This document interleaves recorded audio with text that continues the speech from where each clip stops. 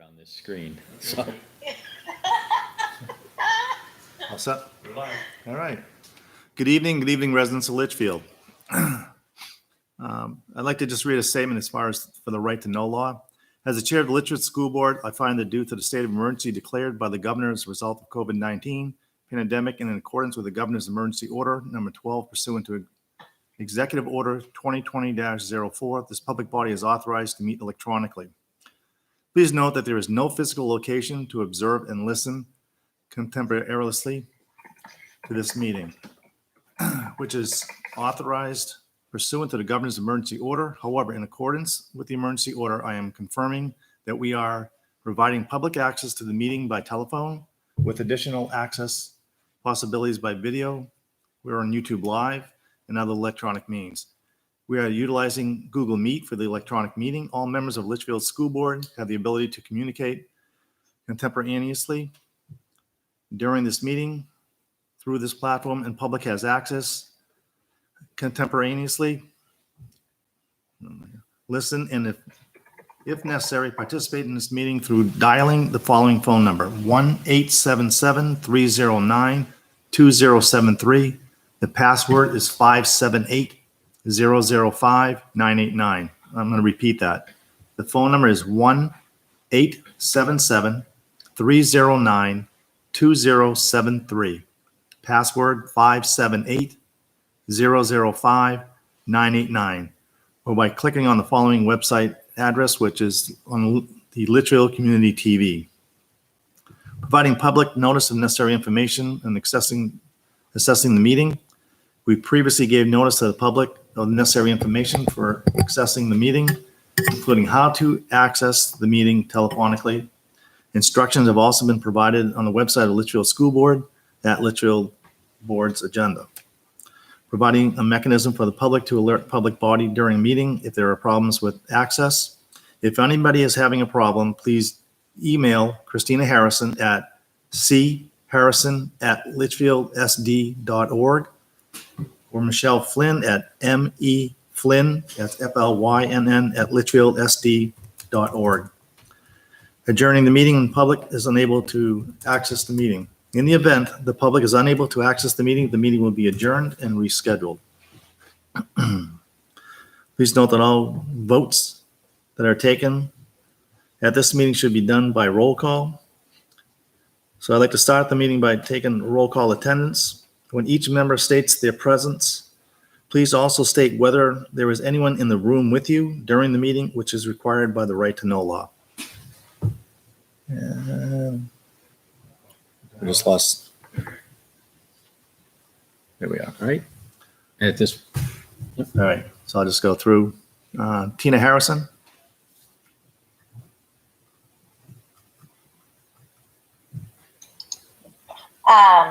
Were you looking for a yes? And is there anyone in the room with you? Oh, no. No, if there is, if anyone is, they just have to make that noted. That's all. Oh yeah, nobody's. Nope, okay. Just me. Sorry. That's all right. Tara? Here, and only me and my cat. All right. Rob? Here, all alone. And Liz? I'm here alone. Excellent. I can't guarantee someone won't walk in though. Okay. All right. So I'd like to begin the meeting with the Pledge of Allegiance. I pledge allegiance to the flag of the United States of America and to the republic for which it stands, one nation, under God, indivisible, with liberty and justice for all.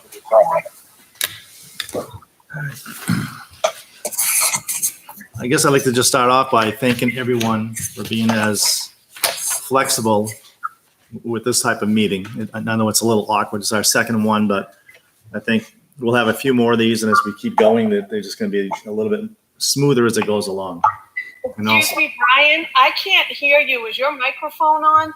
You're like projecting across the room. I hear Mike typing on his computer, I think. Nope, I'm not typing, but unfortunately, we can't have both mics on because it picks up feedback. Okay. So Brian will have to, I'll put my laptop over a little further and he'll just have to speak louder. So Try turning mine up a little here. bit, Jason, you think? All right, Mike. Or do you think we'll get the feedback?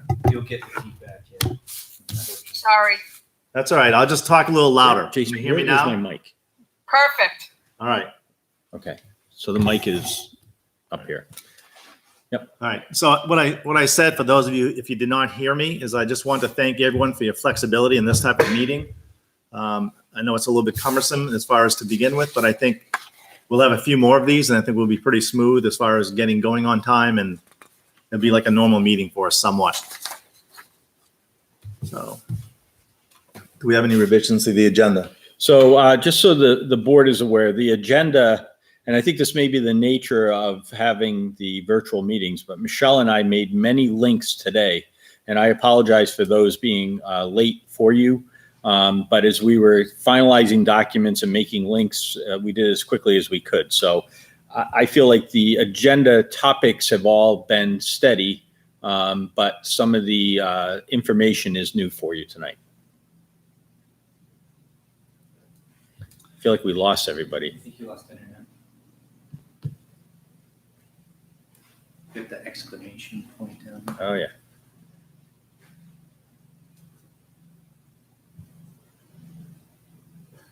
Rejoin? Yep, rejoin. Try. You still got the exclamation point, but what happens when you try to click it? Nothing. So let me go back Might to have to the. Oh, you lost what I have, everyone. Disconnect and reconnect.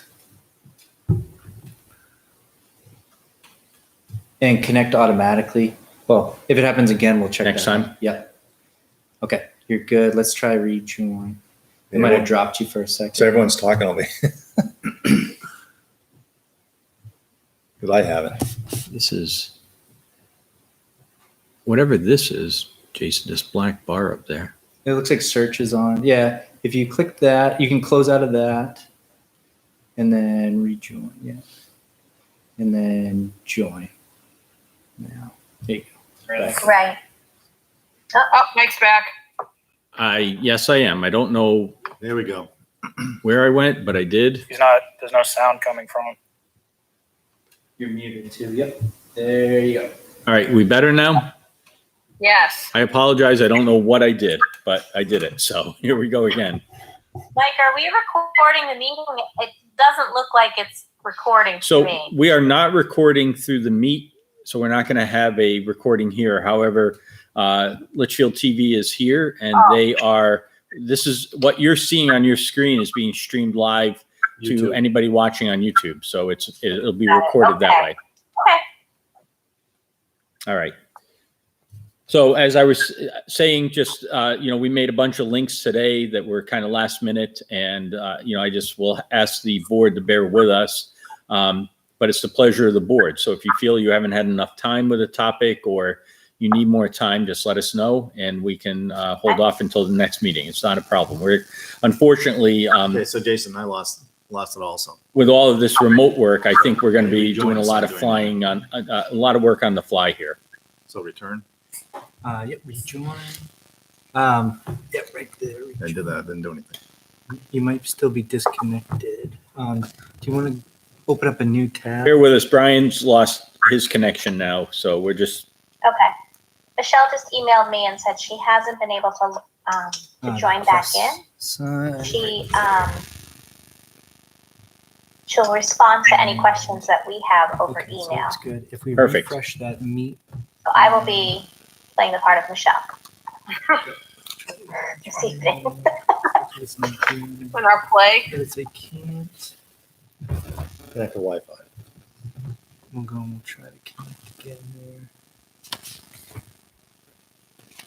And Litchfield NH. Yeah, connected. Oh, Tina just left.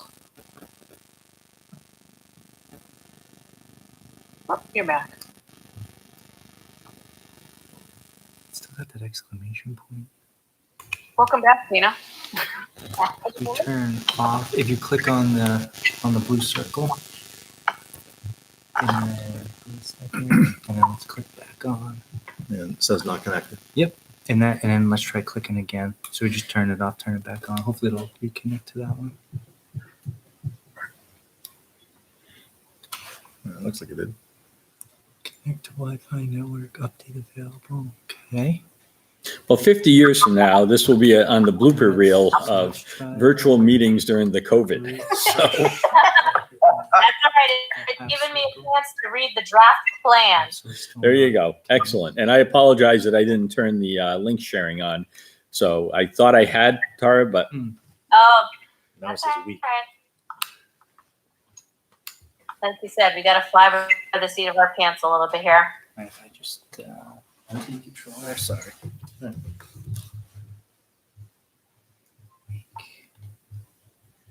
Try,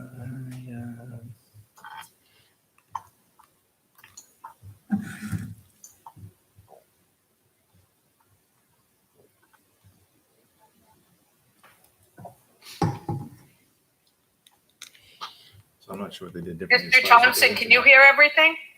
I can, It's yes. always have no problem Thank you. here at all. no. You hear me? Yes. I like your little office. Oh, thank you. And as little as the operative word.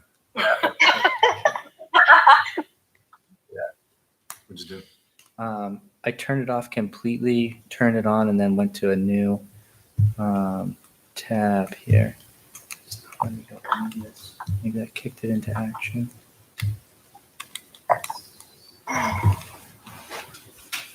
All right. Get out of the way. Thank you. All right. And here comes Brian back into the party. Yeah. Here I am.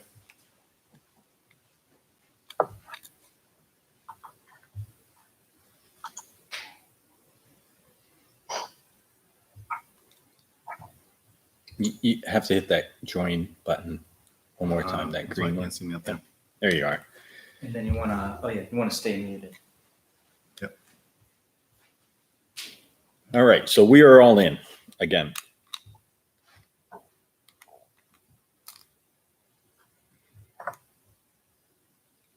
All right.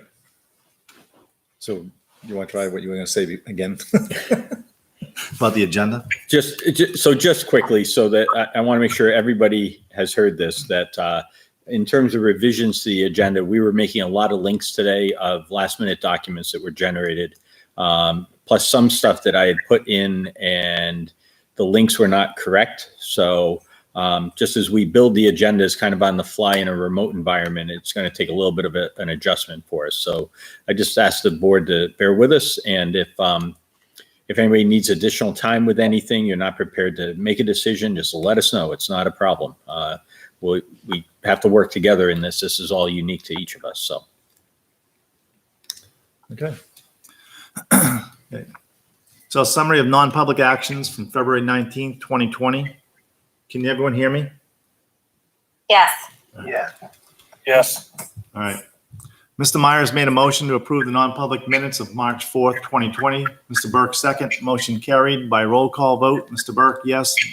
Mrs. Harrison, yes. Mr. Myers, yes. Mrs. McDonald, yes.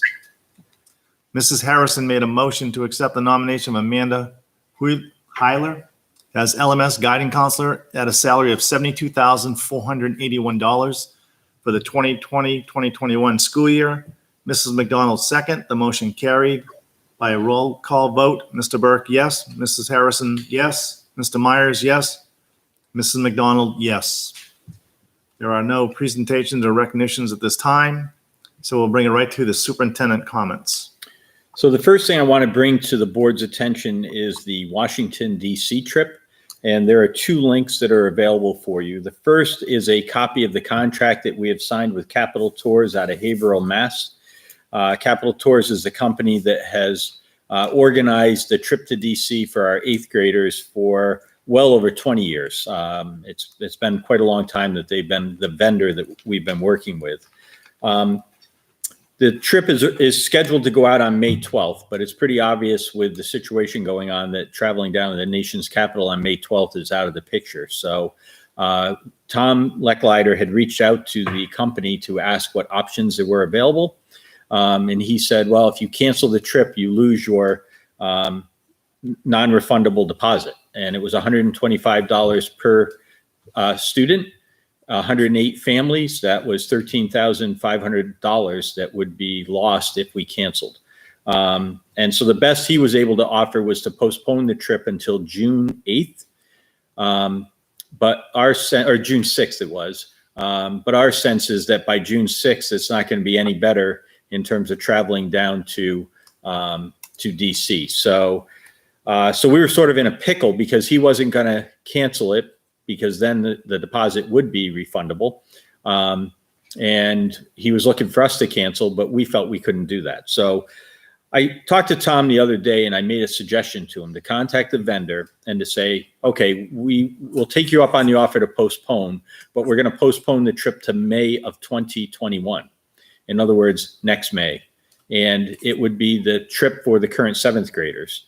And so basically saying you have the deposit for that trip.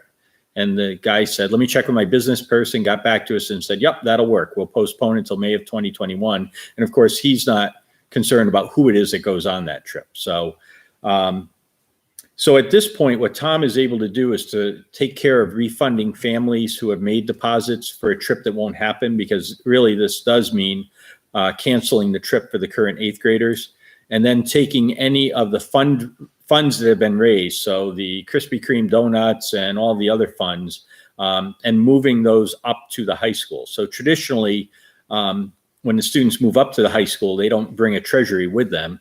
In this case, they'll bring a fairly healthy treasury with them, and that will have Bill and Mike and his team an opportunity to work with the students to figure out what future trip could be utilized. But essentially what we're asking the board to do is to take the following actions, and they're outlined in the memo. It's authorizing us to cancel the 8th grade trip to DC this year because we don't think it will be safe to go to DC before the students end school. To refund families so that they are not out personal money for this, and to and then when we collect the deposits from the current 7th graders next year when they're 8th graders, we'll use that money to balance back out again so that everything is where it needs to be for the trip for the future. So Mike, my only question that I think it's fabulous if we can do this and get away with it, but each student fundraises and it's their individual monies to lower their cost. So it sounds like what he's planning to do is just evenly spread that money out. Nope. He, in terms of the 125 or? Well, I'm not sure what all the costs are associated with it. Is that the only money is the one? Like, let's say I sold 50 dozen donuts. Yep. I don't know. I think half that money goes towards my cost of going to Washington, D.C. So as an individual, am I going to recoup that where you only sold 2 boxes? That's correct. So basically the individual accounting would follow the students up to the high school. So they would have that balance credited to them. It wouldn't go into a big mass fund. So yeah, we want to reward and recognize the person who sold 50 dozen should get more of a balance toward a future trip. Now, what would that be? Is it a class trip? Is it, could a student say, you know, I really want to go on the New York City trip and I've got all these funds that I've already raised. I just want to use that toward the New York trip. I mean, that would all have to be determined down the road with them. What I'm unclear on, to be honest, and I want to make sure the board understands this, if the board agrees in concept to pursue this, that this is the right thing to do, then we'll talk tomorrow, because I'm unclear on whether families laid out the 125 or it's possible that the 125 was 100% fundraised. So figuring out where to put that back is the question that I'm not certain about. So we'd have to figure that out. And I don't think it's fair to, if it was fundraising money for the purpose of a class trip or a DC trip, I don't think it should necessarily go back to the family, because that may not have been the purpose of somebody donating or making the purchase that led to that money. So we have to find a way to make sure that it was a fundraising effort. So it has to go toward the educational experience. But if people put the money up toward the donation themselves, then you're proposing that they would get that refunded to them, correct? Yeah. So if it was cash out of a family's pocket, and that's the way it was raised, then it would be refundable. As the deposit, okay. And we say that, again, not totally, I've got to talk to Tom and make sure, I don't know all the ins and outs of how they track that. Mm-hmm. But the big decision, I guess, for the board is, are you in agreement that a trip to DC between now and the end of school is unlikely, and therefore the cancellation is the right step? Yeah, I hate to do it, but it has to be done. I don't see any other option at this point. What was the date of it again? Well, the original date is May 12th, and the alternate date is June 6th, so not even a month out. Right.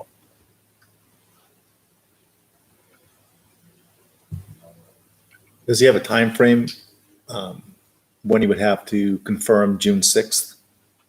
I mean, is there like a period of time right now that we have just in case like something miraculously happens? So I didn't ask him that. I mean, I think the guy would take June 6th now. What I don't want to do is have him get cold feet about delaying the deposit for next year's trip, right? So I just get nervous that we want to kind of lock down where we are and know where we're headed. I will tell you that the superintendent's listserv is fairly hot on this topic because, as you can imagine, there are DC trips in many districts, and there are many vendors. There's a company out of Laconia that's refusing to refund any money. And basically, if you read the insurance policies that you can purchase with these things, you know, they always have the fine print. So acts of God and pandemics are excluded from a reason why you would cancel. So even those insurance policies that people purchase for additional are not covering the current situation. So it's really, it's reached the commissioner's level. The attorney general is involved. I think, you know, here's a company that we've worked with for a long time, have had a great relationship with. Everybody says they do a great job to just to make a decision that's in the interest of the health and safety of our students and that retains the money for future use. I just think it's a win-win all around. I do also, but is Tom going to be able to get this in writing that this monies will be transferred to like 2021? So if the board approves this tonight, I've asked him to take the memo that you are seeing and to get that signed by the company so that they know what action we've taken and everybody's on the same page with it. So that's the goal. Can you review the options again? So we're not going to give the money back to the parents. We're going to roll it over to the high school, the money, because I remember writing out a couple checks before the trip and then doing my donut thing. So all that money is going to go up to the high school for future trips and not back in the wallet of the parents who wrote the checks. If it's money that the family's paid out of pocket, that would be refundable, Liz. Oh, okay. Yeah. As long as we can track that down. If it's fundraised money, we feel it needs to stay because that really is money for the school and it should stay in the account. Now, sorting that out, I don't know how ugly that's going to get. That's the only piece that I think they track it at school. I think they track it too, Brian. I think they're really good at tracking it because they get it down to the penny. You owe $317 for the final payment of your trip. So they'll have those numbers. So hopefully we can figure all that out, Liz. But if there's a family that paid out of pocket, that money should go back to the family unless they choose, no, leave it in my child's account toward a future trip because I'm just going to pay for the New York trip down the road. So just leave it there. That'll be up to families to decide. Do you need a motion, Mike, or just approve? Yeah, I think we should have a motion to go ahead and go through the process to have this done. So can I just make a motion to give Mike the authority to negotiate with the travel agency? The outcome of the 2020 field trip? Would that work? I think, Rob, if you made a motion to endorse the steps outlined in the memo. Okay, I make a motion to endorse the memo regarding the 2020 field trip. Second. Who's second? Tara. Laura. Okay, so Rob Myers made a motion to, I guess, put in motion what's outlined in the memo for the 2020 DC trip. And Tara Hirschberger second. Any further discussion? Hearing none, all those in favor signify by saying aye. Aye. Aye. Aye. Right. So Tina, Aye. Tara, Aye. Rob, Aye.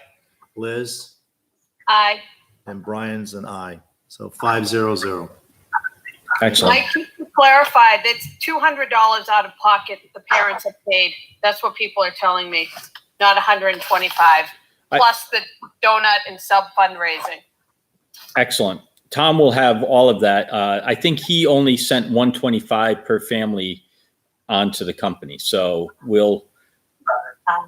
they have the rest in the student activity account. So we'll roll from there. So thank you for that vote.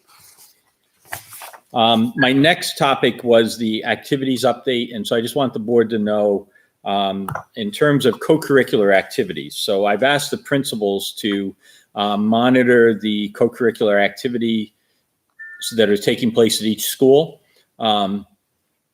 There are, clubs and activities that have been meeting throughout the year, and the final stipend for the advisors is set to be paid on May 28th with that payroll. And so I've asked principals to monitor that, get reports in from people, specifically what was done in the shutdown period. But I can tell you that there are clubs and activities that are meeting through Meet. They're having virtual meetings and virtual activities taking place. So at this time, we would anticipate to pay those stipends for people.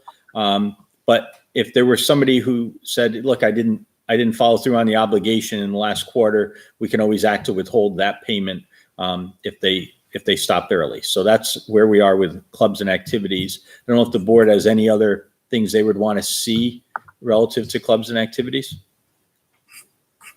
I'm glad you broadened it to be more than just the sports. I thought you were going to talk about the sports because I do think that it's really important in this environment to continue these co-curriculars in some form or another. I think a lot of the kids are starting to feel some social isolation, missing their friends. I know my kids are, and even if it's a sports team that has a weekly meetup and maybe they get exercises to do on their own, or student council can still have meetings. I think it's an important way for the kids to be able to connect during this time.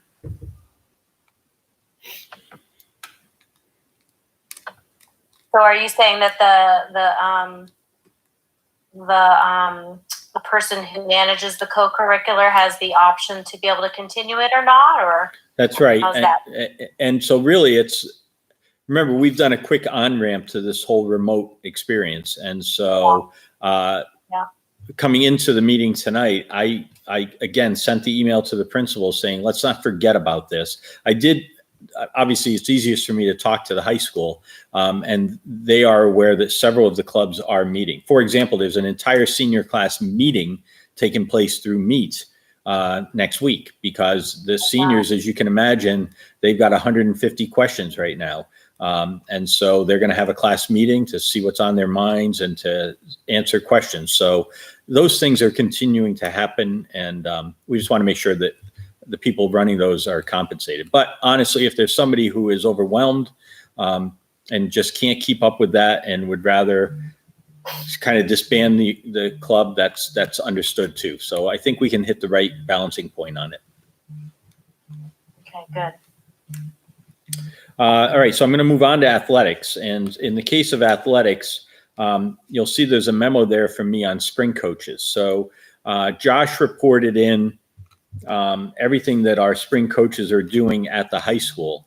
I will tell you that the middle school is a little bit different. The middle school coaches are not really actively involved with the students until the beginning of the season, unlike the high school coaches, because they're allowed to meet up with their student athletes in the season prior to the season coming that they're going to be coaching. So in other words, our baseball and softball coaches are able to, during the winter season, have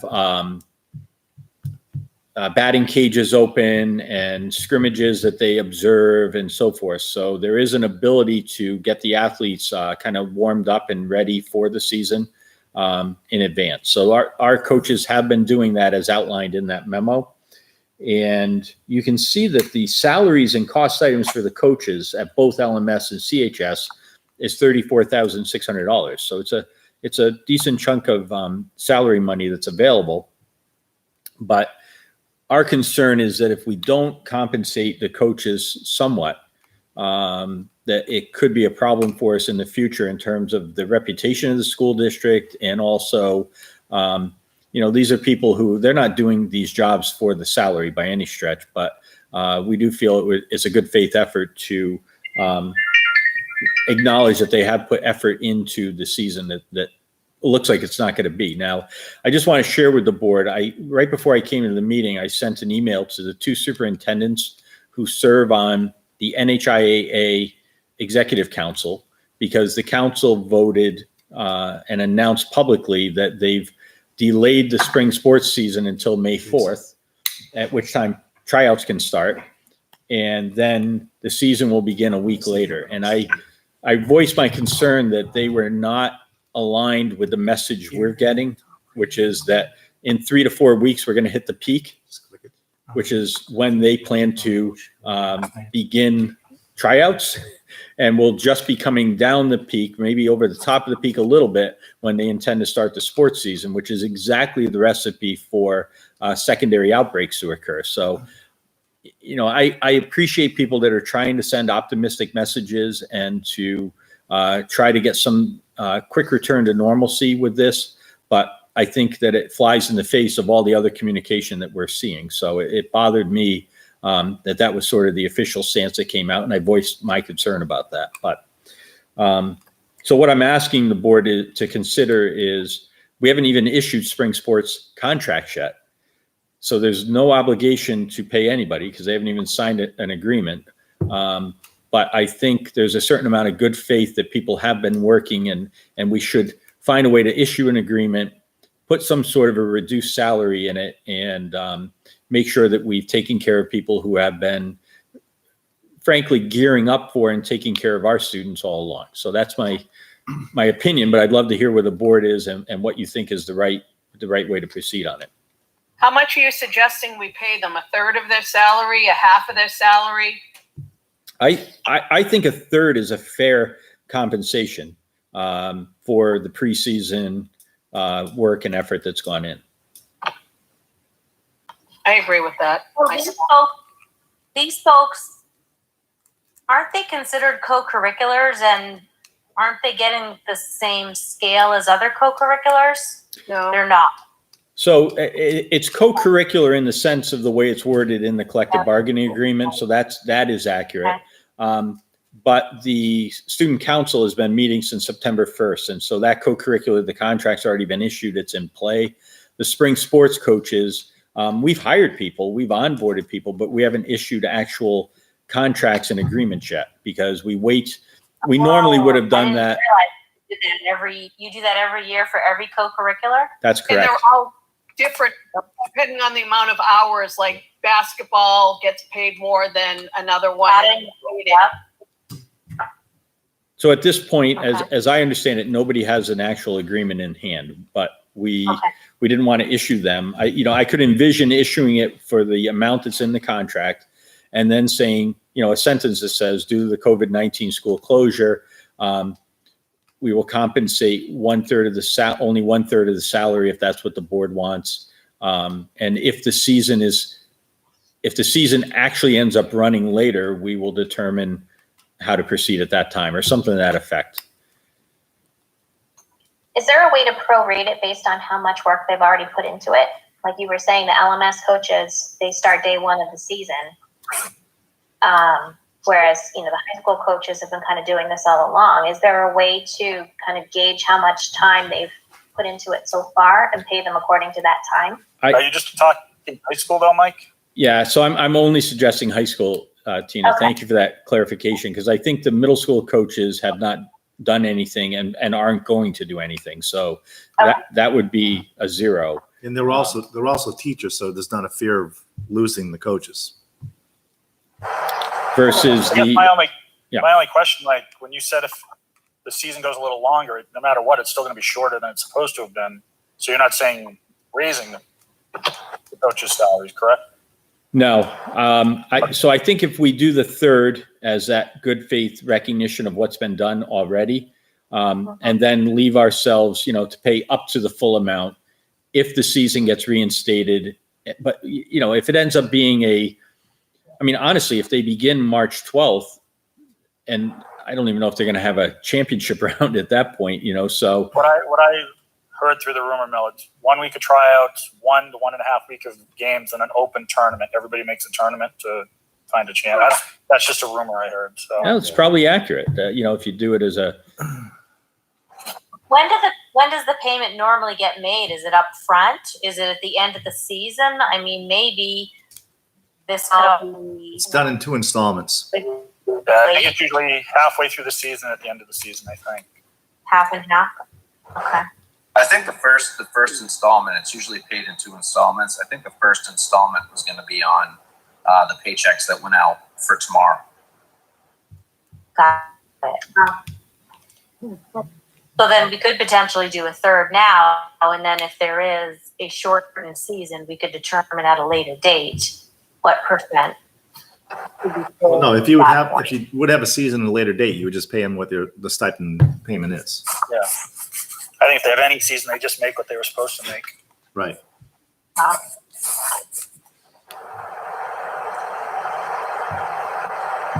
You need a motion, Mike? Yeah, I think a motion would be helpful, Rob. And if you included whatever percentage you think is fair, we can then get the contracts arranged And I'm around sorry, you have to suit. What's the last name of the new AD? that. Josh Knight. Knight. It was Josh. I would make the motion to give Mike and Josh the ability to. Would you have to rewrite the coaching contracts, or? I think if it's to issue the coaching contracts at 1/3. Okay. Give Mike. Make a motion to give Mike the authority to renegotiate coaches' contracts with up to 1/3 good faith payments for preseason planning and trainings.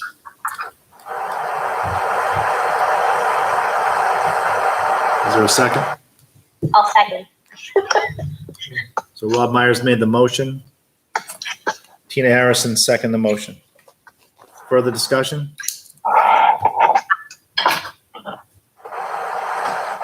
Hearing none. All those in favor signify by saying aye. Aye. Aye. Aye. Right. Boy, What? someone have a fan Someone's making on? noise. And I'm going to abstain on the motion. So I'm going to go through Tina, Aye. Rob, Aye.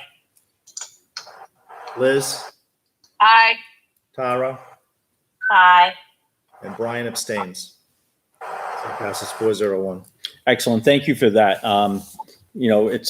Sports are very important in town, and I think that this is the right gesture to make with our coaches. So I appreciate that. All right. So next, transportation. Now I'm not seeing the link, but that's the spreadsheet I think that Brian asked for relative to. Yeah, it's still not what I'm looking for.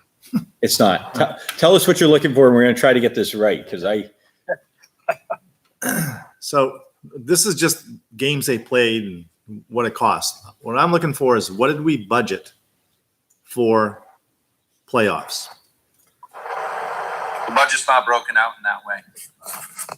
Okay, but when Josh will present his budget next year, there's going to be transportation in there and officials for playoff games. Yeah, we can do that. Jen Matthews, who works with Josh now, she's been very, very good about analyzing, doing a lot of stuff. And in the, during the closure, she's been analyzing every account. So Yeah. she's doing quite a bit of work to get us prepared for the fall. Right, but I just know in the past, because I know the budget committee has questioned it at times, why there was so much for playoffs. And we tell them, because we generally make the playoffs and go far into the playoffs.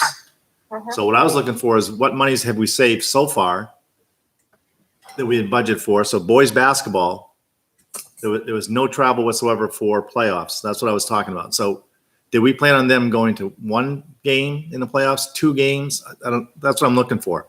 And then how much are we going to save?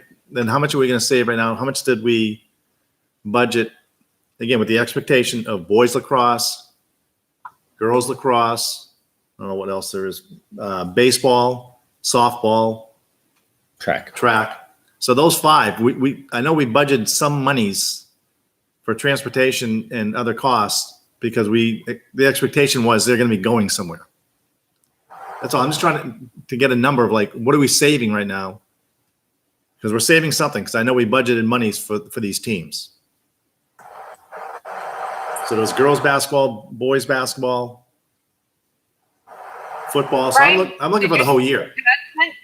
What? Did you see the attachment with all the money? Yeah, but there's nothing there for playoffs. That's just all the games. True. I think one thing to just keep in mind is that Josh is spending Jared's budget. And so I'm not sure that Josh even knows exactly how some of those figures were calculated, but we should be able to answer that, Brian. It's just, we have to figure out how to get to that. So bear with us while we try to drill into it. But do you understand what I'm looking for? I understand it. I'm just not sure that we're able to put our fingers on it in the budget, because it might be in a worksheet that Jared had behind the scenes, and then it just went in as a transportation amount. Because obviously he's going to budget a different amount if we're playing in Hollis versus. I thought in the past that when we saw his budget, it was like, take football, and it was budgeting for 6 away games because 2 of those would be playoff games, that type of thing. That's what I thought I'd seen before in the past on the budgets, that there was a number of games. We're also on our 3rd different administrative assistant with the athletic director, and span of about 3 years. Yep. So the way they did things would be different. So hopefully with Jen in place now and with Josh in place, I'll just say like the budget that they did for athletic transportation overall last year came out low just because they didn't take into account the 20% increase in the rate for those trips. Yep. And First Student was also billing us a different way at the start of the contract, where we had to do an addendum to bring the rates back to something more reasonable.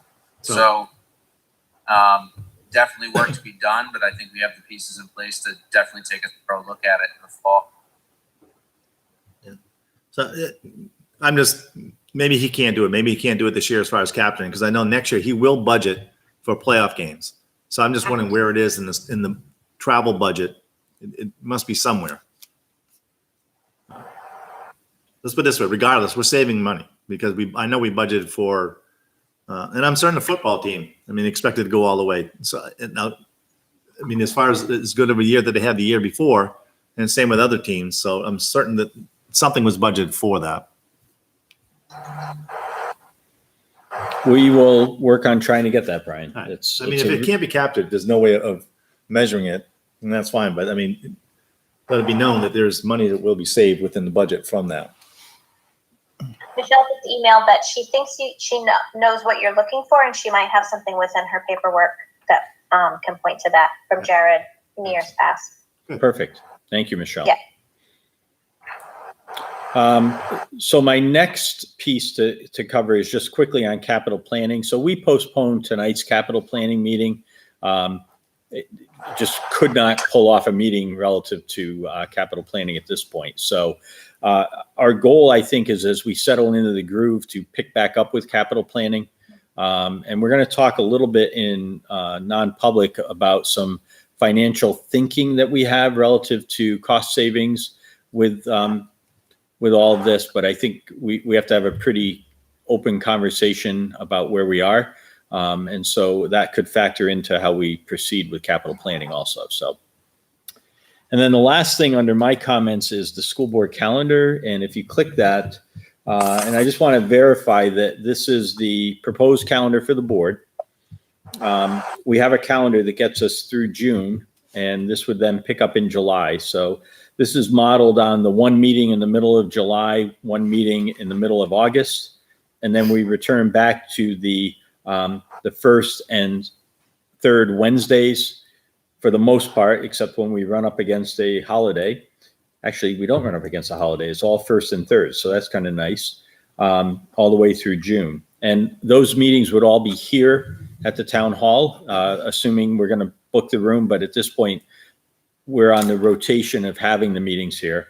And at the bottom, you have the notation for the schools and the curriculum rotation. And I'm looking for feedback from the board. I mean, we tried that new this year, having the principals come and to showcase something about their school. I think each building was able to showcase something 4 or 5 times this year. And our intent would be to continue that into next year, but I'm open for feedback and whether you have a different model or a different way that you want to proceed on it. I have a question. I would like to meet twice in August. I don't think one meeting in August is enough, personally. I don't want to ruin anybody's summer, but August is when it all hits the fan. Like extra teachers, moving things around. I mean, I don't know what everybody else thinks, but that's my thought. And my other thought is I loved having the schools. I love that. You loved having what? The schools come in, the half-hour presentation. I loved it. I liked it as well, but there were a few times that that issues came up and we really needed that principal to be at that meeting. So I don't know if having that rotation is the best way to go about it.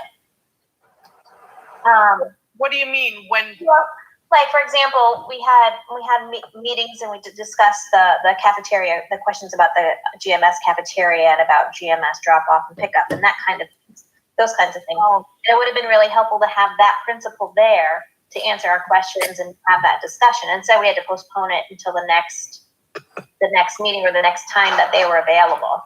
So I just I think having, as things, we're going to need to meet with different principals. Yeah, I don't think there's any problem because a lot of those discussions weren't hard to make. They were Mike and the principals. Maybe we get dragged into the minutia. And I just think we get dragged into the minutia more. And I would think also if there's ever like a dire need to have a particular principal or curriculum in, then maybe they can do a swap. We'll bring curriculum in when they're not scheduled, and then whoever's spot that they took over, we'll just slide that one over. I think what's nice about this type of calendar too, it gives the principals a heads up, well in advance. Here's when you're going to be at the meeting. And the other question is, are they spending too much time putting together their presentations for the board? A lot of work goes into those slideshows and the videos that they've been bringing to us. I think they've been really informative, and it's good to know that those kinds of things are going on. Because some of them were long, and I don't know if that's the best use of our time. I think we can get to them, and again, it's a learning curve. It's something that was new for us, but and ask them to minimize the amount of effort and time they put into them. So yeah.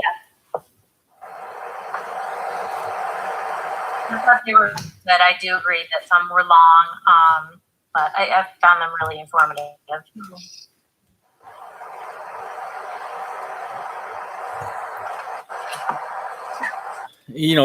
I could suggest Principal Thompson is on with us.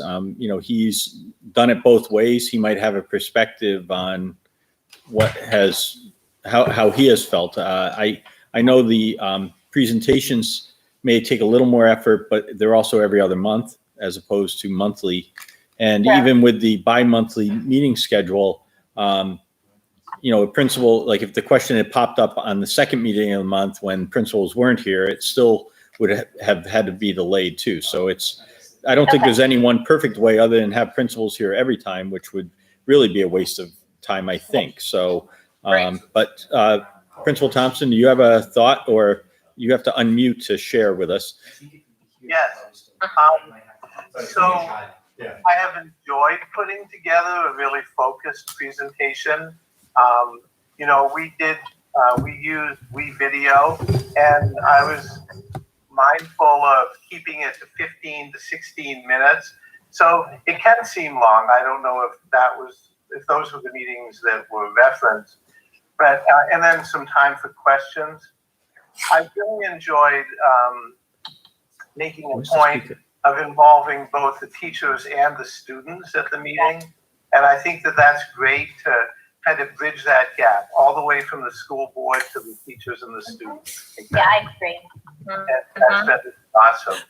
As far as if issues come up, I've been accustomed to, and I would think the other principals being available the first Wednesday of every month. So I wouldn't have objected, jumping in if an issue, if the board would like to have put us on the agenda, that would be fine. What's that noise? I'm trying to adjust the speaker so they can hear a little bit better on the phone. What's it sound like? Noise. Where's the mic on this?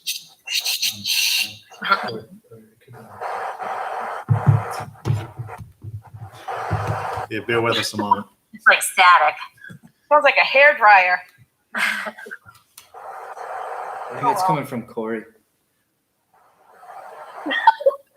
Corey, mute yourself.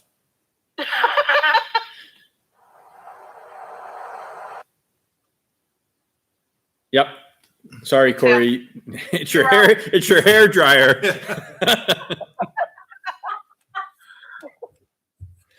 All right. So back to the calendar now that Corey's gone. Thank you. Sorry, Corey. All right. So any other thoughts on the calendar? I just would like, maybe we can bring this up next time too. This is the first time I've seen it, so I haven't really looked at the dates. I mean, it seems okay, but I'd just like a chance to really look at the dates. Okay.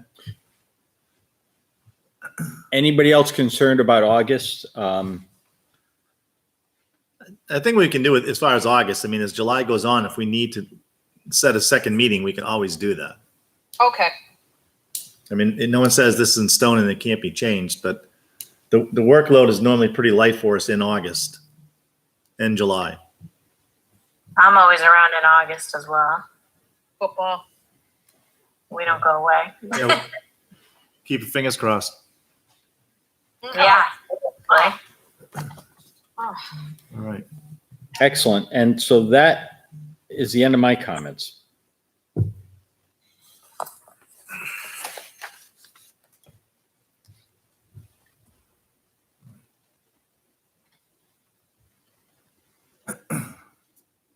So that brings us to correspondence.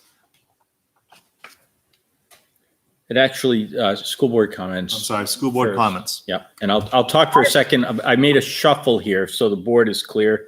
Michelle and I, when we were meeting, we weren't sure the difference between correspondence and public comments in this format. So we said, let's just move those together because they're going to bleed together anyway. So we're So, gonna do that at the end. so we'll do that right after school board comments first. So, I have a public notice that the meme of Governor Sununu saying that New Hampshire students to repeat grades for 2021 school year is incorrect. Don't be alarmed. I saw the same post with Charlie Baker. We are not holding everybody back a year. It's April Fool's. April Fools. all right. Well, I have a. can you forward that meme to me, by the way? I will. I'd love to see it. Just, it was scary for a minute. Not gonna lie. My kid totally fell for it. So did some moms. Tara, you said you had something? Yeah. I just wanted to say thank you to our community for accepting and adapting to remote learning. Thank you to the teachers who monumentally stepped up to the plate to transition to this new remote learning environment. And thank you to our students who we know are all in different situations at home for doing your best with all of this. We know it's been a challenge for parents and educators, multiple roles at home. And we know it's hard for kids to not see their friends and to adapt to a different type of learning. And we know it's particularly hard for seniors who want and deserve a prom and graduation. The first 2 weeks, for me at least, seemed like it was as much about learning the technology and process as it was about learning subjects. It took me almost 2 weeks to actually discover that teachers were posting notes with assignment feedback and my kids hadn't seen them. Students didn't realize that they should be checking their email daily. But I think we've overcome those hurdles. My kids are doing the work to get it done and spending a few hours a day on school. So I think that that's kind of the average. But I think others without the support of parents and guardians who are thankfully still working, I've heard are struggling. The classes that my kids are the most engaged with are math and science, and that is because those teachers are holding daily lessons on Google Meet and or creating and conducting video lessons on Google Meet or YouTube. And I believe instructing in that way is a best practice for remote learning. One parent in the survey commented that this is remote learning, not independent learning. And, I think that the instruction through those video lessons and the kids being able to actually see their teacher and have those instructions from the teachers are critical. So those are just some of my initial thoughts and thank yous.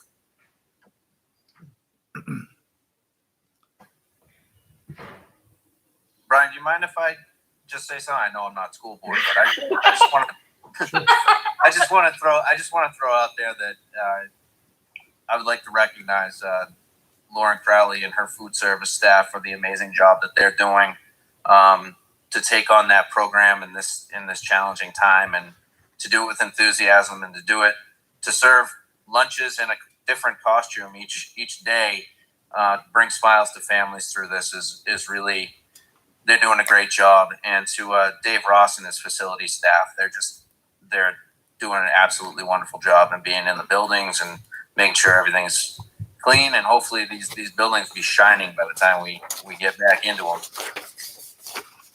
I agree. I mentioned something at our last school board meeting, and I'll reiterate it again, maybe in just a different way. But I think as a board, as a whole, we can't be any more proud of the entire district. And that's every single member from the admin team down to, the part-time para, everyone. I mean, as a school board member, I'm extremely proud of what has been accomplished in a short period of time and keeping it afloat and doing the job that everyone's doing. Great. Yeah, I agree with that too. I'm really proud to live and to be on the school board here in Litchfield. I think we have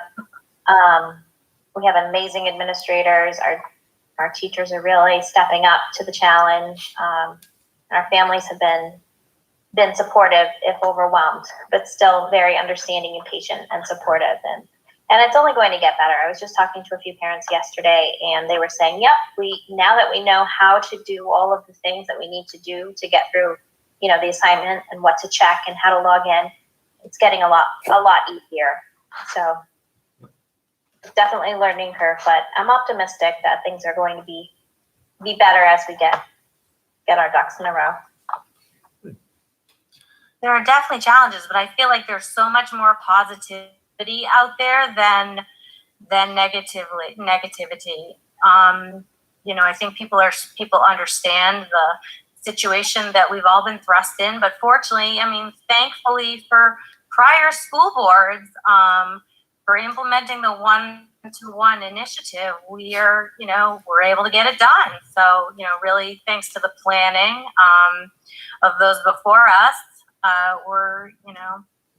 we're in a pretty good position. So I just hope that people continue to see the silver lining in all of this. And, there'll be challenges, but I think that, some good will come of this. I agree. Any other school board comments? All right. Hearing none. We'll then go on to correspondence / any community input.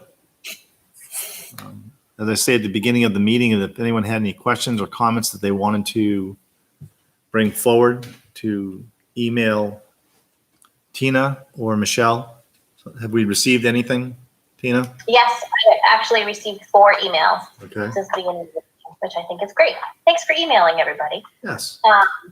So let's see. I'll just read these into the minutes, and some of them are comments, and some are definitely questions. So the first one is from Kate Stevens of 9 Evergreen Circle.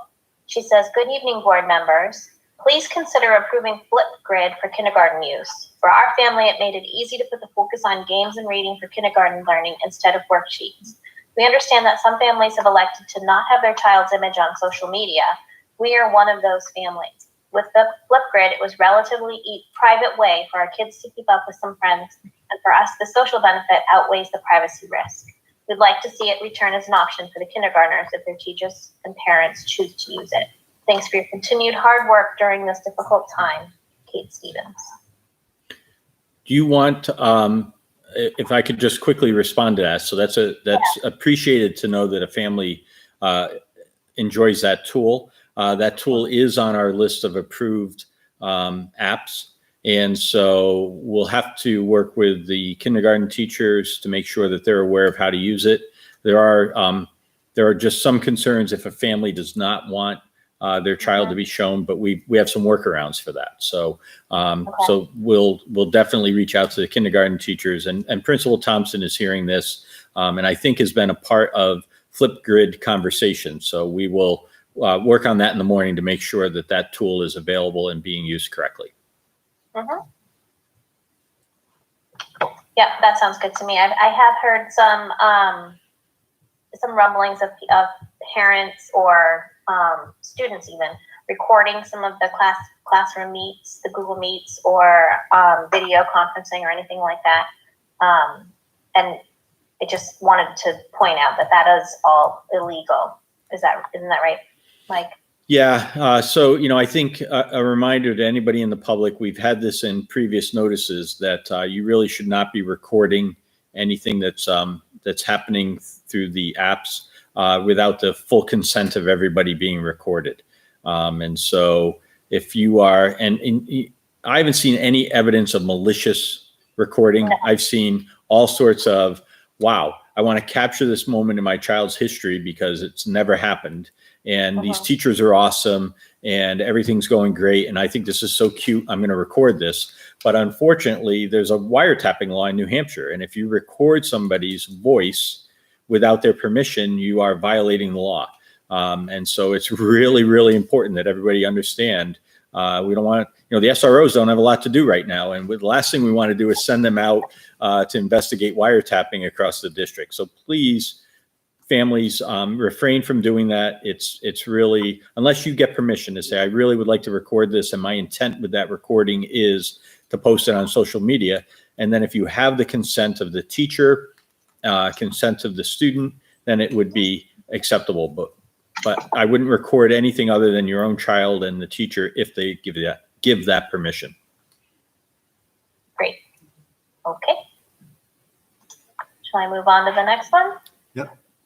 All right. The next one is from William and Sue Nicholas, 19 Arcadian Lane.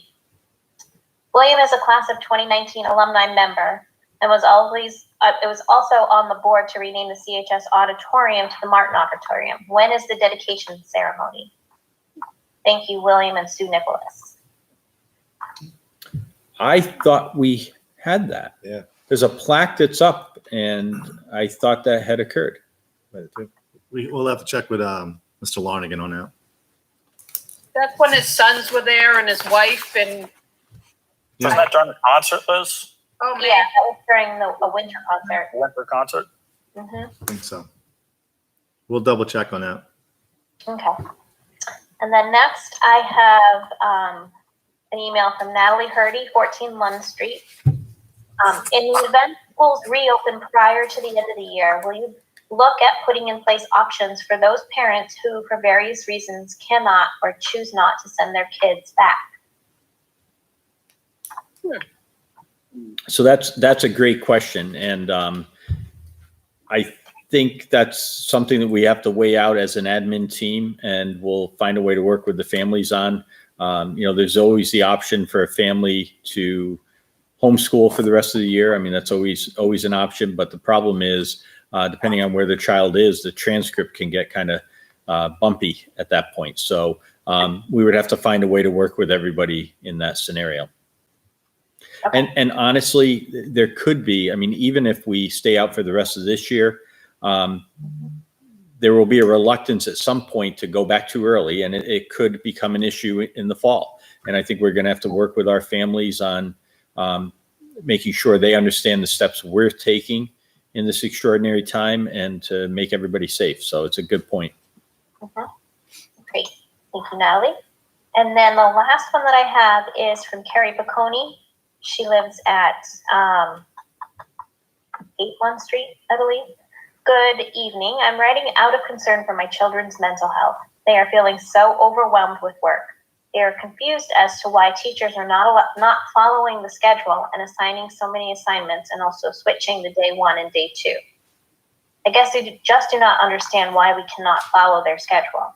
I was told in an email from a teacher, meetings have been conflicting and students had to pick which they would attend. If they were in school, they all have one place to be at that time and a schedule to follow.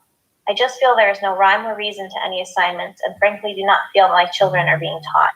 Thank you for your time, Carrie Piccone. That sounds like the high school.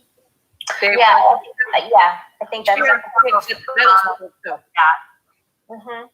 And I have had, I can echo that sentiment with my own student, my own high school student. She was definitely feeling stressed out and overwhelmed because the assignments weren't coming on days that her class normally met. They were kind of, random times of day. So it wasn't consistent with all of the teachers. So I can echo that sentiment. I'd like to see some more consistency and kind of routine from all of it.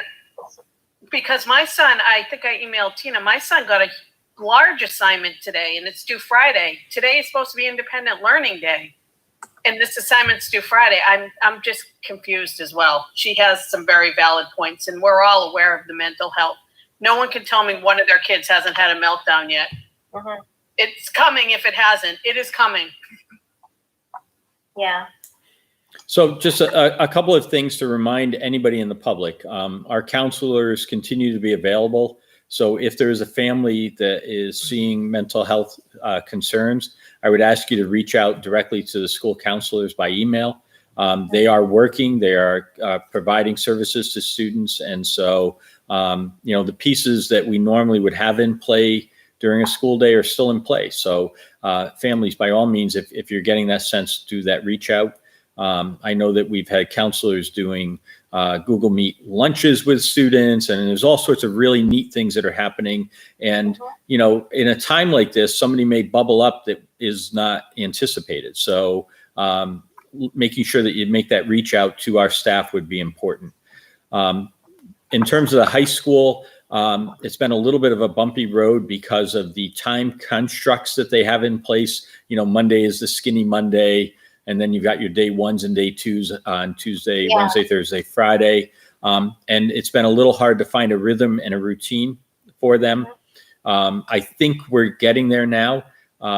We had a long conversation as a group, and our sense is to have basically to take the skinny Monday concept and move it to a skinny Wednesday. So that's the day that you would have all of your classes, and then have Monday, Tuesday be a day 1, day 2, the skinny day, and then Thursday, Friday be the day 1, day 2. So as that becomes standardized across all of the departments in the school, I think you're going to find more of a routine is being hit. And they're also being advised that if they're going to have live meet opportunities, that they do need to occur by a schedule. And I know the principals have sent out a list of when that is, because what was happening is individual teachers were scheduling them, but then they were bumping up against each other. So there's a structure and organization being put in place to prevent that. When it was 2 or 3 weeks, you can get your way through that.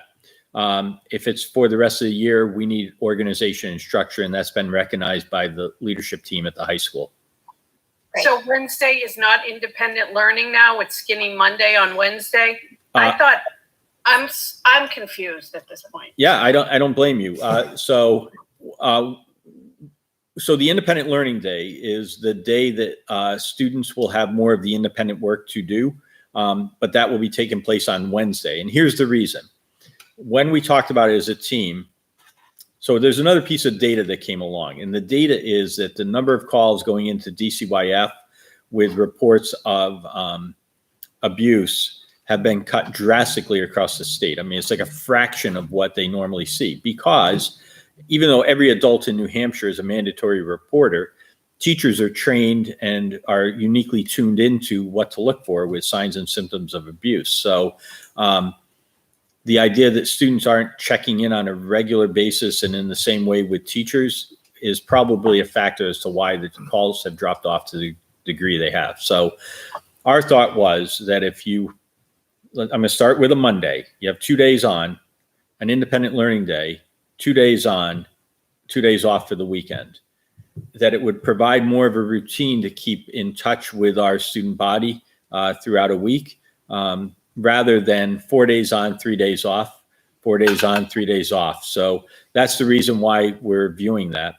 The other thing, you'll see this in our draft plan. So we've been really careful not to call it a day off, because it isn't. We're not calling it a, take a breath day or whatever, because we aren't sure how that's going to be viewed from an academic light and from an instructional light down the road. So even the commissioner has not endorsed a 4 day on, 1 day off model. So at this point, we need to be really careful to keep our continuity of service delivery, and especially with our special needs students. I mean, if we have IEPs written that say the following will be done 5 days a week, we need to ensure that we're meeting that legal obligation in the IEP. So, this is all new, and we're building it as we go, and we're trying to make sure that we don't make a mistake we regret later and have to mop up. So, can I ask you send something out to parents, because high school kids are convinced Monday's independent learning day. This is all news to a lot of people. Yep. There's been a lot of conflicting messages. Yeah, and what had happened was a couple of departments at the high school had decided, well, that didn't work for us. We'll do something different. And it's sort of like we have to get everybody kind of on the same page with this. So I think we're there now, Liz, and I think you'll see consistent messaging going forward from that. And I think the other piece is that, and I hear embedded in the concern about direct instruction, that it can't be a lot of, here, go read this, answer these questions. Now read this, answer these questions. Now read this, answer these questions. So we really are working on the direct instruction piece too. So Mike, also related to assignments, I read all the comments from the students and the parents and teachers today. And one thing also related to, just assigning things is, I think people are looking to get assignments farther out. They'd like to be able to plan their week ahead. So kind of hoping that as we move through this, teachers might be able to schedule out the weeks so parents who are working in particular can help, and kids can plan their days. So have you had any discussions about that kind of thing? So when I was a young teacher, my goal was to just be a page ahead of the students. But after you've taught a course a few times, you are literally the course ahead, right? And so your ability to project that out is much greater. I think we've just made all our staff first-year teachers in an online environment. And I think we have to recognize that for right now, being a page ahead is probably the sweet spot. And so there are some who are going to be able to do that, Tara, but what they would normally do in the classroom just doesn't apply in this new environment. So we'll do our best, I think, as they get into routines, because remember, they also are balancing home life routines and all the other stuff that goes along with it too. So it's a huge adjustment for our staff. But we'll get to a point where getting work a little bit further out is something that's possible. Right. Okay. Was that the last one, Tina? Oh, Tina, you're muted. keep doing that. Yes, that is the last one. All right, thank you. Yep. That brings us to public minutes for March 18, 2020.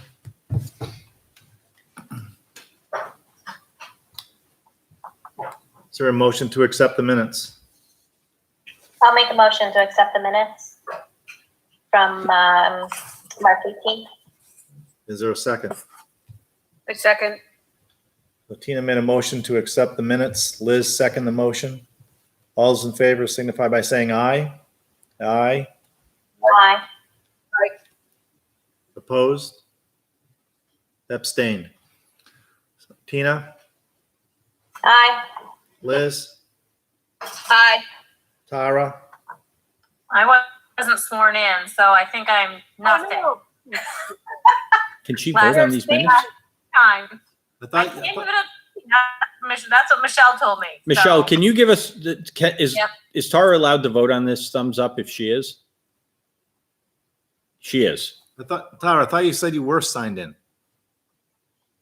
She's No. sworn in Well, now, but I she's am approving now, minutes but of when Oh, she yes, wasn't. Yes, I'm sorry. But Michelle's saying it's okay for her to vote because you are now sworn in. So you may vote your conscience on this.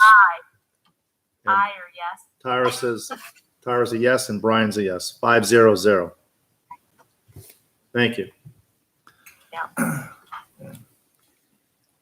So for your viewing at home and also for board members are the principal reports. And one of the notations on here for GMS, kindergarten registrations at this time is at 62 and grade 1 is 78. And Scott, I know you're on. So that 62 number, can you tell us where that is in reference to like last year at this time and what we ended up with in kindergarten? I don't know, I'm sorry, I don't know where we are in regard to last year for this time, but we ended up with 77, more or less, in kindergarten. At the time of the parent registration night in January, we had significantly more this year, but we've had a slower time of it since then. Yeah. And that was before COVID-19 hit. We did a lot of promotion of the parent registration night. I think parents in the community are well aware by now of full day kindergarten. So we had a lot more people at the registration night. I do have a chart I could share about K-1 growth at some point, and I'd be happy to show you that because I know that's a question as well. So my understanding, they can register right now online for kindergarten? No, we don't have that ability. People have to drop off paperwork.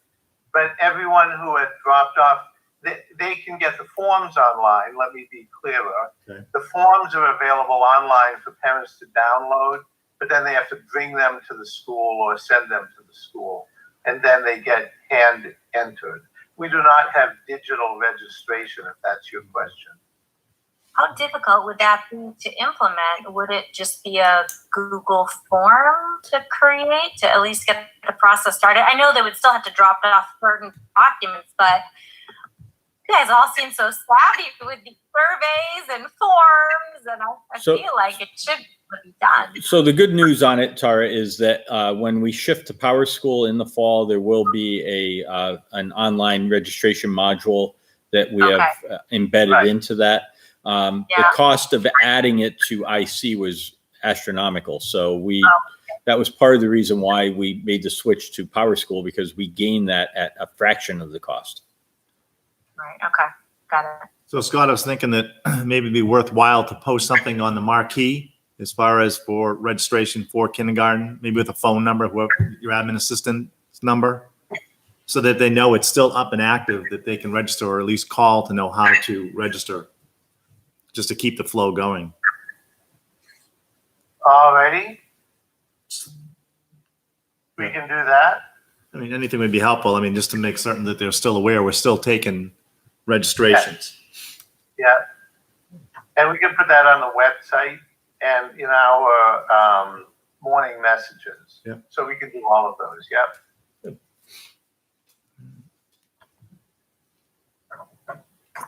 Scott, did you have anything else while you're on with us? Well, do you want to, so I said I have a chart showing the K-1 growth. I can flash that up quickly if you'd like me to share it with you. But the interesting thing is that over the years, our growth from kindergarten to grade 1 has varied a whole lot.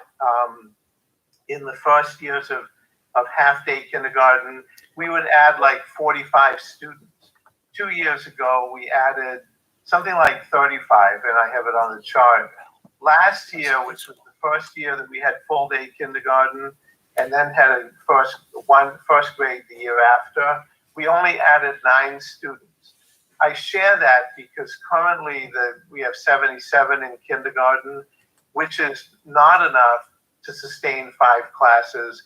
The thing we don't know is how many students we would gain going into grade 1.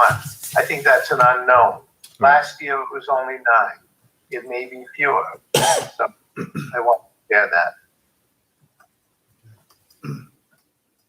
Can you remind me, Scott, what is the number, the trigger number for adding a fifth? Was it 76? Which grade? For first grade, going into first grade. Yes, so it is 84, I believe, when that's the year, the number at which we would have 21 for every class, because 20 is our magic number. So if we have 20 in every class and then 21 in 3 of them, we would stay at 4 classes. So right now you could afford to add 6 without adding a teacher. I'm sorry? So you said you have 77 right now? Yes. Right. So you could add 6 without adding a teacher. If you go over 6, then you're looking at another teacher. Yes, and it's right at the top of my principal's report.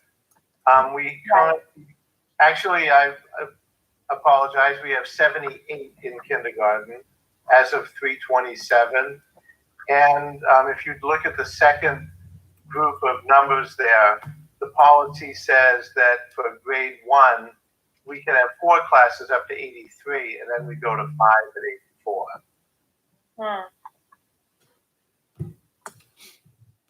Okay, I excellent. wonder though, with this whole final quarter of the school year being as it is, and not being able to really tell if these kids are going to be ready for first grade, I'm sure there are going to be social emotional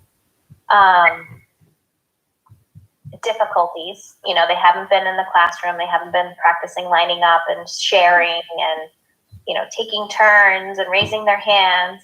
I think first grade is going to be in a really, every grade is going to be in a really tough position in the fall. I But I think wonder if a smaller class size would be warranted, especially for first. I don't know. Yeah. I think it's a very valid concern. I agree with you that this is tough on kids. We know that. Yeah. Dr. Jetty mentioned the counselors are reaching out, and they are. We're running Lunch Bunch, and I know there's a growing number for that. Our school psychologist is reaching out. We're doing it to promote wellness.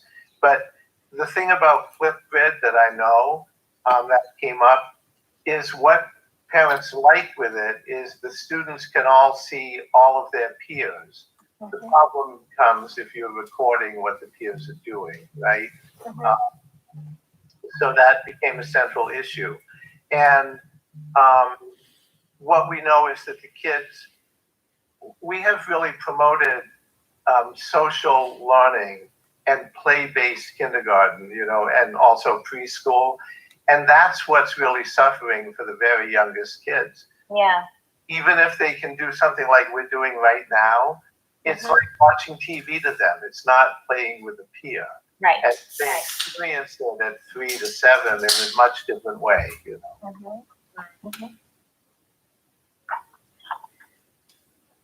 Very good. Thank you, Scott. Okay. So as far as your chart, I'm not certain if you were to hold it up that we'd be able to see it, but if you could forward it to the board. Yes, I could project it if you would like to see it, if you want to share that, but I will share it with the board either way. So Okay. I'll Thank do you. that right now. All right. Okay. you want to go ahead and project it? And Yeah, I will share it.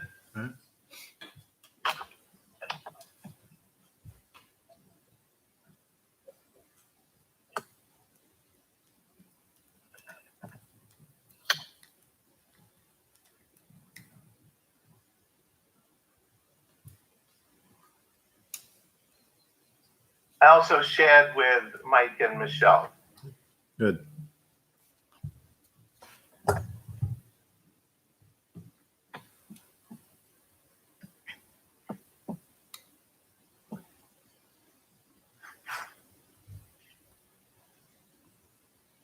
You all set? Is Scott, you shared it, Scott. Are you trying to present it or are you? No, I thought it was just sharing. Yep. I can't Okay. project. Perfect. No worries. No Yep. worries. Thank you. We have it. We'll get it out to everybody. Thank you. And I can project. I thought the answer was no. Yep. So, Okay. So I had asked Scott to stay on through the principal's report in case there were questions. I don't know if you want him to stay longer or if he can sign out. It's the board's call on this. I think we're all set. I mean, does anyone have anything else or would like Mr. Thompson to stay on? may I offer one thing very quickly? The discussion about the Washington trip. We have talked about the Great East Festival. I haven't pulled the plug on that, but the first week we canceled school to do distance learning. I did reach out to Mrs. LaBelle, and we have looked into what their policy says. They are also saying that they would work with districts to carry the money forward for another year. So we'll have to try to figure that out. That isn't scheduled until June. And since we haven't made a decision that late, we did not pull the plug yet, but we have been discussing it. Okay. I have a question. Yep. How are the kids doing with their specials, like music and library? I'm seeing mixed messages on Facebook and stuff like that. Have you heard any feedback on that? I mean, I'm not musical at all. I can tell you what a drum looks like. That's about it. Yeah. So I have heard some feedback. We've worked with the Unified Arts team, and let me tell you a few things we've done. Music, I'll begin with that. That's really a challenge because you can give a written assignment and parents and kids can figure out what to do with it. Music is about the standards or the competencies we have they're about responding to and performing music. That becomes a real challenge. So Mrs. LaBelle continues to work to make it both accessible and streamline the process. The other thing I'd like to just say in general is that we talked earlier about us being a one-on-one district. That stopped at grade 5, right? We're not a one-on-one school. So our classroom teachers have had some experience with Google Classroom. Mrs. LaBelle uses technology a lot in a teacher-led discussion using the Pearson Music Series. You know, the board funded that. So we are trying to find ways to streamline all of that. We made clear to all parents in our morning message that the research project that was available as a library activity is not required, but it's the kind of thing that they might do. Mrs. Pavel-Tamel is now working with especially grade 3 and 4, I believe, at the moment, to make research more connected to what the kids are already doing. So we're really working to integrate and connect all of those things. Computer, that was already a computer-based model. So I think that my feedback has been that that's been an easier transition. Mrs. Gozone has taken an approach that she wants the kids. First of all, she's joined together with Mrs. Seabrook, Mrs. Robinson, and Mrs. Polychronopoulos to take a whole wellness approach to PE and to social emotional learning. So they share a classroom.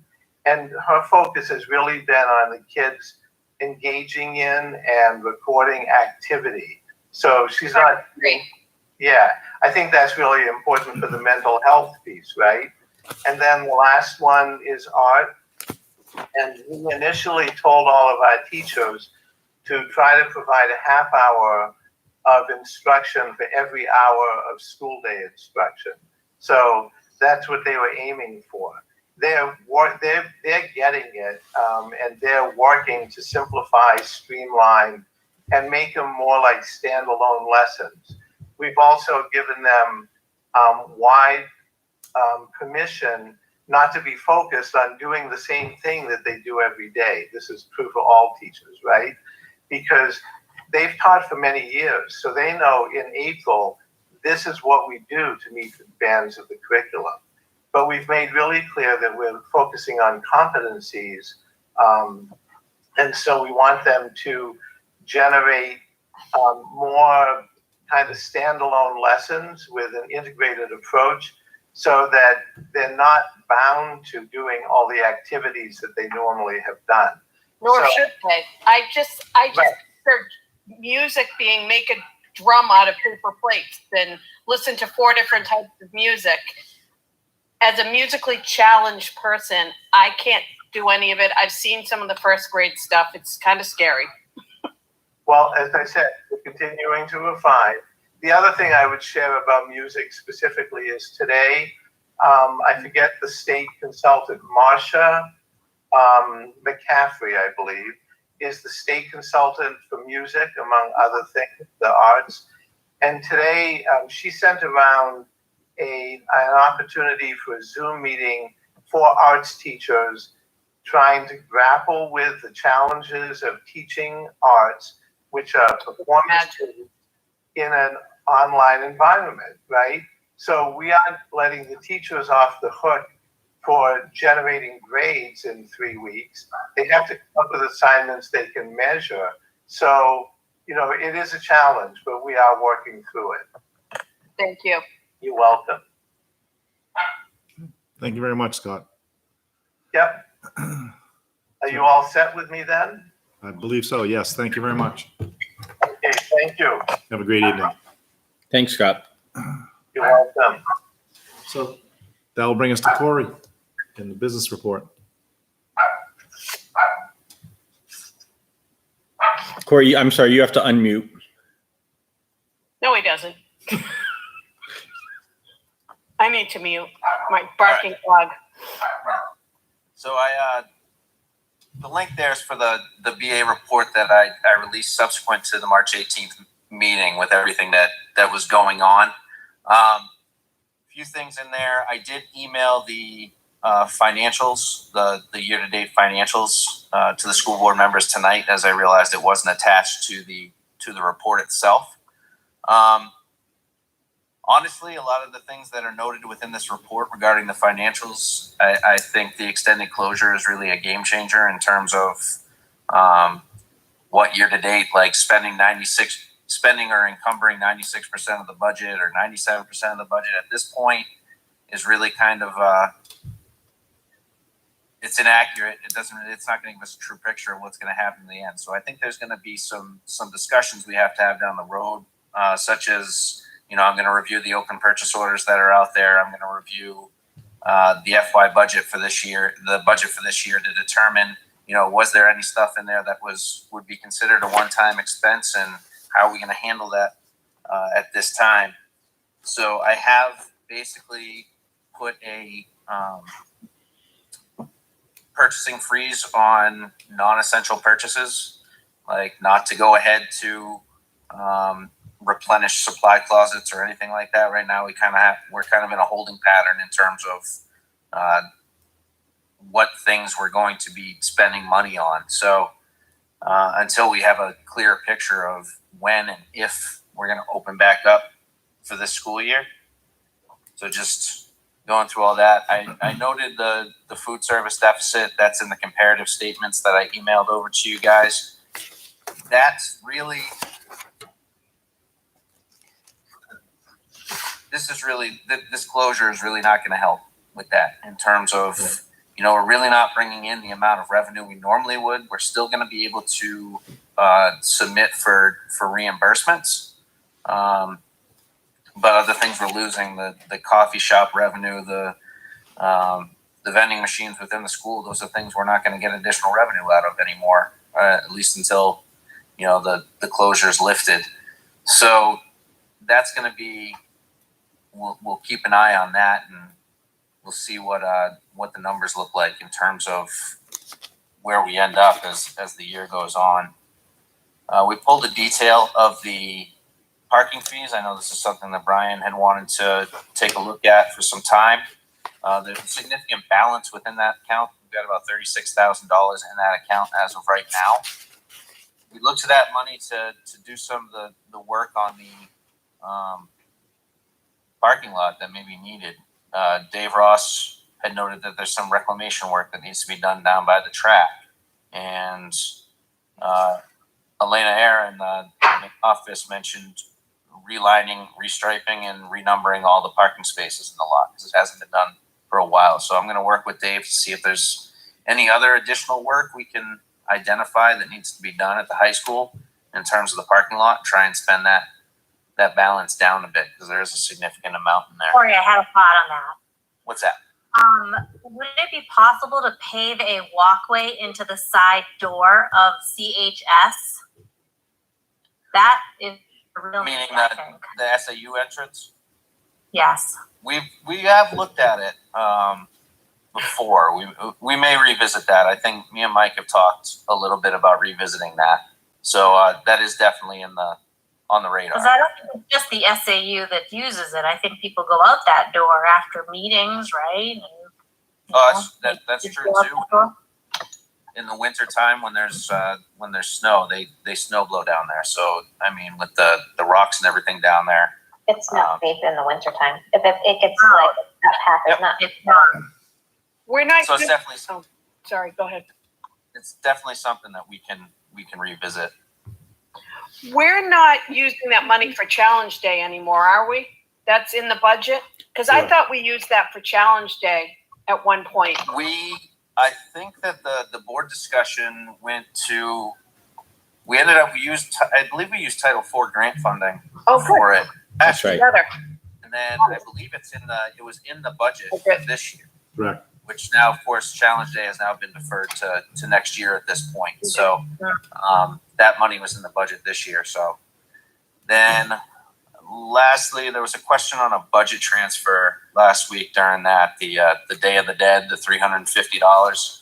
That was to transfer from foreign language Spanish down at the middle school over to the fax department. They had the kids prepare Mexican foods in celebration of what is it? Dia de los Muertos, the Day of the Dead, the Mexican holiday. So I actually asked my eighth grader son about it. He said, "Yeah, that's exactly what we did." So that's what I got. Unless anyone's got any additional questions for me. I think some people have asked if they're going to get reimbursement from their parking passes because they haven't used. I'm just saying what I hear out there. I don't know what the answer is. I don't know. I just bought a parking pass in March, or my son did. Well, Liz, I don't know. you mentioned that, and I was just going to say that to Corey, and that's something we can discuss depending what happens, obviously, the rest of the year. But I personally feel that if they're going to lose a third of the year, that it can be done, I guess, several ways. Give them a rebate or apply it towards next year's. I think it's only fair, but again, I think it's a little early right now but we can always make that decision afterwards. That's a great idea. Thank you. Does anyone have anything else for Corey? Just one other quick comment. The issue with the sidewalk coming into the side of the building. I just want the board to also think about egress. So we're training staff and students in the event of an emergency to get outdoors quickly. And it's another reason why we don't want to end up on a slippery, icy, muddy pathway. And so we're definitely taking a hard look at what to do out there. And it's not just that exit, by the way. There's another one down at the end of the fax wing that is worse than the SAU side. So.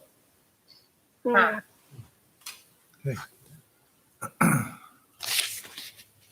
Thank you, Corey. Yep. Next is we have a policy addendum to the public participation. So we Michelle drafted this addendum.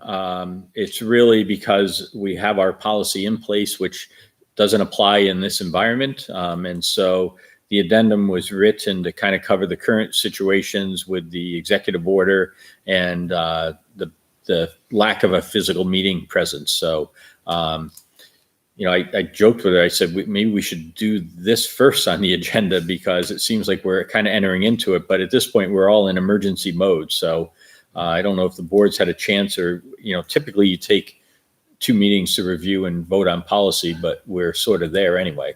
And I think it's already been outlined prior to this meeting that this is how the meeting is going to take place. Has everyone had a chance to take a look at it? Yes. Yes. Yep. The only comment I had is just our student reps, especially this is, because of this unprecedented time, if they might actually want to participate on a regular basis on these meetings, because I think it would just be so valuable to hear from them. I think that's a good point. And honestly, the student reps had reached out to us, but with all the pieces that we're trying to manage tonight, we had said, let us get through this first meeting. So, we could always invite them to the Google Meet. And then if they want to stay longer, they can. But if not, they can, sign off at the point that they're done. They probably know how to do this better than us. Maybe we should have had them show us how to do this. But that's an option, Tara. So we can reach out to the student reps and invite them for the meeting on the 16th, 15th. Okay. We meet on Great. tax day, old tax day.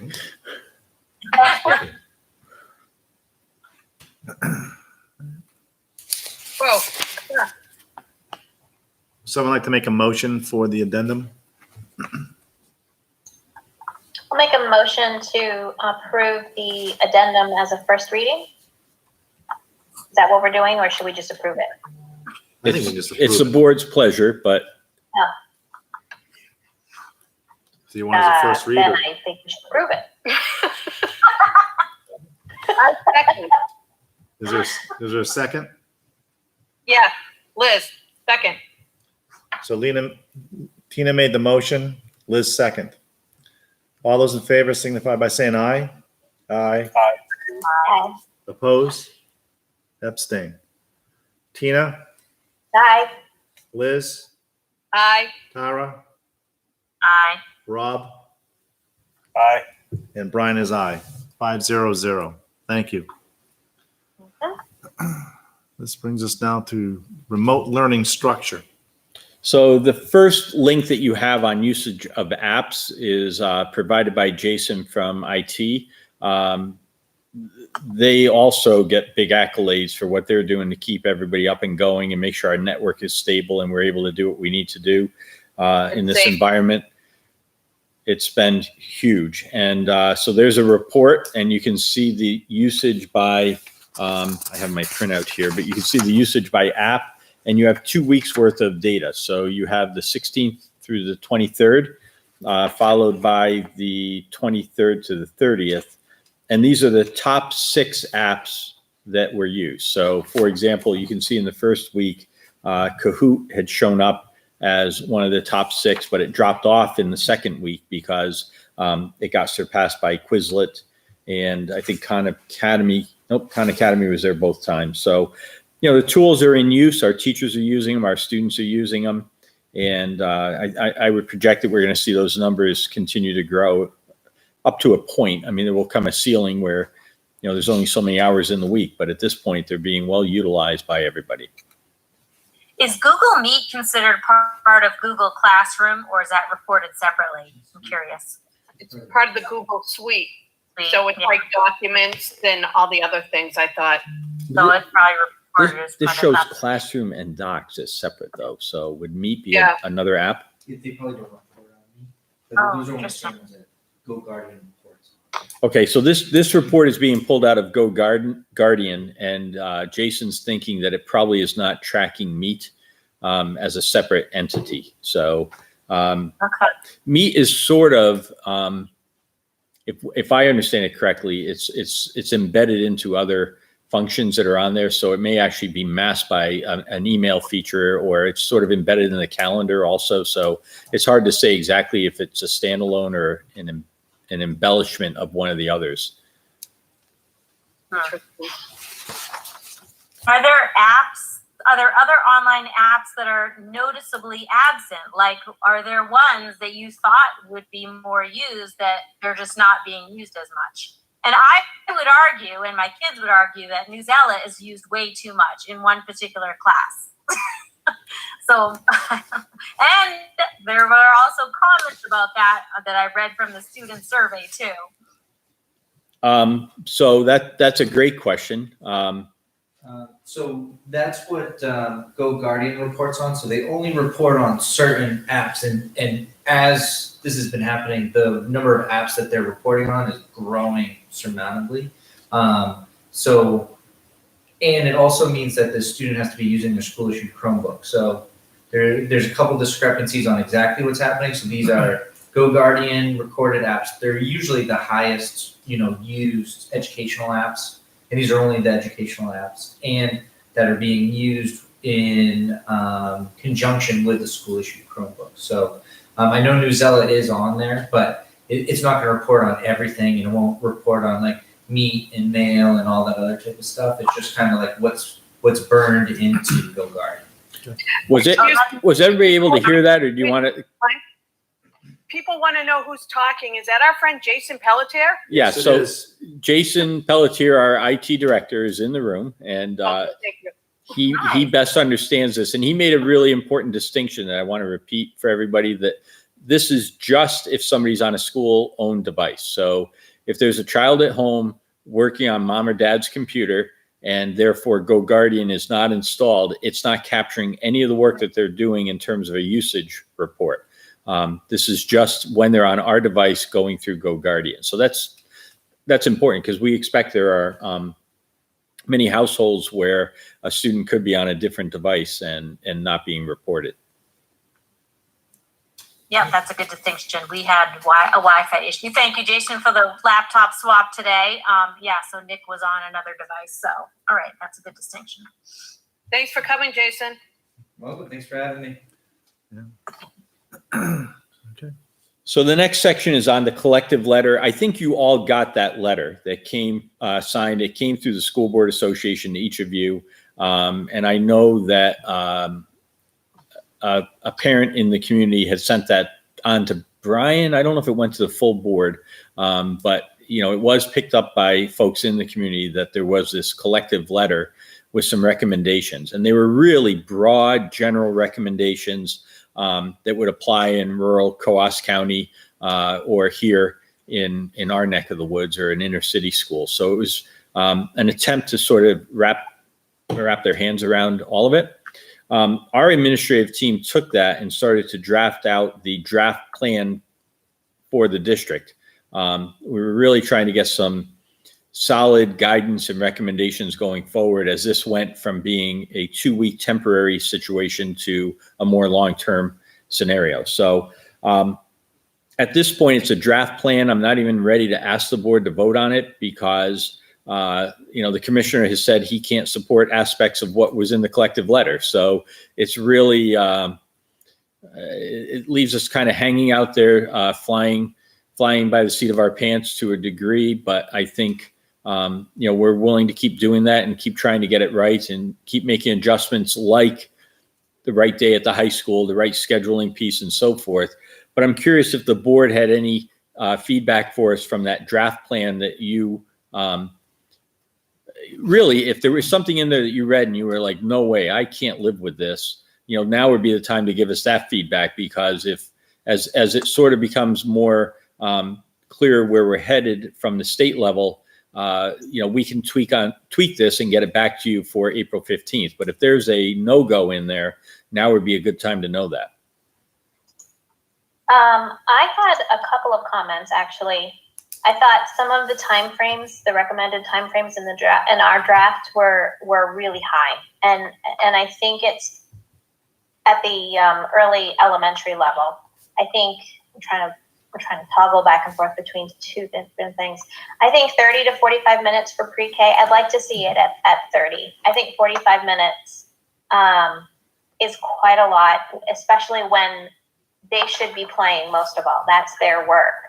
And I don't know, I haven't spoken to any pre-K parents about how that's being rolled out, if they're checking, you know, if they're sending out assignments every day. Do you have any idea how that's going, Mike? So I would lean heavily on Scott for that, but I think Okay. you know, Scott sort of echoed your comment a little bit when he brought up the whole importance of play-based learning. Yeah. And you know that the way I read that document, it's very clinical. It almost sounds like reading for 30 minutes. Yeah. And I think we can probably find a way to soften that by putting play-based learning in there as an important aspect of it. And, you know, so then if it, you know, if they felt firm that the 30 to 45, including 15 minutes of play-based learning, I think that's a whole different lens on it. Right. So, right. And I think, I mean, I don't know, again, I haven't talked to any kindergarten parents or teachers, but I would kind of love pre-K and K together in that, because the focus in kindergarten is play-based learning. I understand that they need to practice skills and they do have curriculum materials that they follow. I don't know. 60 minutes plus 25 minutes a day for specials is a lot. That's a lot for a kiddo to be on the Chromebook or on the computer or doing something, committed to schoolwork. That seems like a lot to me. thank you for that. Yeah. And then the other piece, I was looking at some of the time frames for for middle school, grade 5. So they have, how many period blocks a day do they have? They have about 8. Yeah. So we, if you compare the collective letter, our goal was to model our grade configuration, and, you know, having 5th grade in the middle school is a little bit unusual. Right. So Right. we thought it was important to send the same message. So Tom did the math on it, and he said, at this point they have 7. Yeah. But the goal going into the 4th quarter is to take the content lit and roll it into the time for the other classes. Start that now. So 4th quarter is going to start in a few days, and at that point, it won't be it didn't make sense to take on a whole new class of students that you're not going to meet except virtually. So basically, in the 4th quarter, content lit will be folded into the core courses, and then it leaves 6 courses at 30 minutes a day, equaling the 180-minute max. So it actually allows the 5th grade to dial up and match the same expectation as, you know, it'll be 5 through 12 in our case. So we feel pretty comfortable that that's the best way to proceed on it. Okay. Do we plan to continue surveying parents and students and teachers as this goes on? I assume that things are going to get easier for everybody, and we'll see, you know, I'm hopeful that teachers will respond to feedback that they're assigning too much or it's too much of a workload, you know, and we'll kind of adjust as we go along. Is the intent to keep kind of polling and take a pulse on how we're doing? I think we have to. First of all, I couldn't believe how fast parents, students, and faculty jumped on the results. I mean, I sent the email out and the results were just flooding in the other night. So they're hungry to give us feedback. And when I did the Facebook Live appearance last night, people appreciated, they acknowledged that they appreciated being asked. And so I think we need to find a way to keep doing it. You'll also notice if you look at the high school principals report, they've done a survey. I think Scott's done a survey also. So, you know, the principals are also doing them. You know, the survey I sent out was basic. It was not deep. I just need some quick check-ins, and I wanted something that people could do in a couple of minutes from the couch. I mean, that was my goal, to make this really simple. And so we can look to build something a little bit more sophisticated to get feedback down the road. And I think it's important we keep doing it. Tina, you muted yourself if you were. Yeah, okay. There you go. Right. Does anyone have any other questions? Sorry, go ahead. I was just going to ask if anyone else had any other questions or concerns as far as with the letter. I had one thing. Hold on, let me find it. Okay, so on number 5, I can understand that we're encouraging use of the materials, resources, and platforms that are already in use. That's fine, but again, what I read in a lot of the student comments and parent comments is that what they want to see is teachers doing the instruction, either through Google Meets or videos. So maybe we could add something like we value teacher instruction and interaction with students. Because like I said, in most of the classes that my boys are taking, they've only met live with one of their teachers ever. And I think they're absolutely losing something by not having the opportunity to have a face-to-face with their teachers and to learn directly from them. So maybe we could add something about that. Yep, that's really helpful. And so the board knows Mary and I did a webinar yesterday that NEASC had sponsored. It was a worldwide webinar. And Scott Prescott, who's the director of instruction at VLAX, spoke about how much they really emphasize with their online teaching model the importance of relationship building, and that it's really about that one-to-one relationship. And our faculty are awesome about interacting with kids in the hallway and touching base with faculty with students that they see right in front of them. But again, this is a game changer, and I think part of the messaging that we need to make is the need to keep building that relationship and checking in with students, because let's face it. I was talking with a young teacher the other day who's doing her master's program completely online, and so she's killing this idea of online teaching because she's been a part of it, right? She's experienced it. The older dogs like me, I've never taken an online course. And so I have this image in my mind of what I think I would do, but I think we've got to make sure that we're being really clear with our faculty who have not had the experience of online learning, how to bring that human connection in and keep that relationship building. So it's something we have to explicitly state and clarify for the faculty, and we will do that going forward. I finished my special ed degree online, and it was a learning curve for me.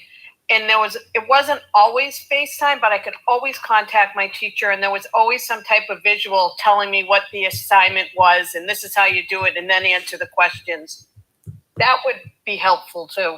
Yeah. Just my thought. And I think actually Mike touched on it earlier by saying that what we're doing right now, and it's changing every day. It was fine for 2 weeks, but now we're looking at 4 weeks, 6 weeks. Right. And it's going to evolve. And I think you're going to start seeing more of what you're saying right now, as far as more visual and more interaction, I think, with the teachers online. And I think they're all becoming more comfortable also with the technology that's in front of them.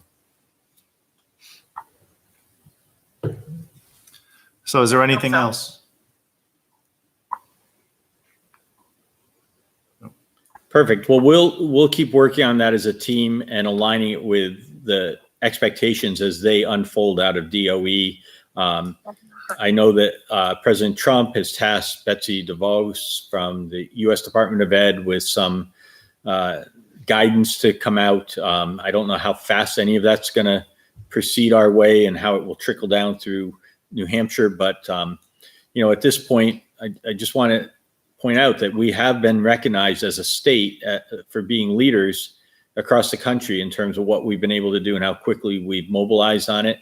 And a reminder to us that we're very fortunate in Litchfield with, one-to-one technologies that were in place, tools that people were trained on and have been utilizing in the classroom that have made this a little bit easier for us to roll out. So, we were in a sweet spot to be able to jump into this and to get it done. Yeah. Mike, I just have one more comment on the draft remote learning plan. Fourth grade, for some reason, has they have the 90 minutes, and then it says there's a sentence in there about in addition to Google Meet time, and then plus the 25 minutes. None of the other age groups or grade levels have that that addition of Google Meet time. I think that's important, but I think we should be consistent on whether we count that as part of the student commitment time or if that's in addition to the Google Meet time. I got you. I think, so that came directly from the fourth grade team. I know that Scott consulted with Paula, who consulted with the other teachers. Yeah. And that was the wording they came up with. So Okay. I don't know how long the meets are, if they're 10-minute Yeah. check-ins or if they're, I hope they're not 2 hours sitting in front of the meet Right, experiences. and I hope not too, but I just felt like it was another requirement where, I mean, we want all grade levels to be having Google Meet times, but if we're gonna phrase it as a maximum, a student commitment maximum, I think we need to be consistent with that. Yeah, that's a great point. We can look at consistency on that. Okay. But not all kids need to Google Meet. Is it required, not required? I'm kind of concerned about that because I'm letting my kids sleep in because they're teenagers and they need it. They're not going to be online at 7:30 for a Google Meet. Well, I think too, if we're encouraging teachers to do more direct instruction on Google Meet, I think the students have to be there. Mm-hmm. And there are some teachers who, as their school day, as their school time, then they need to be there for those meetings.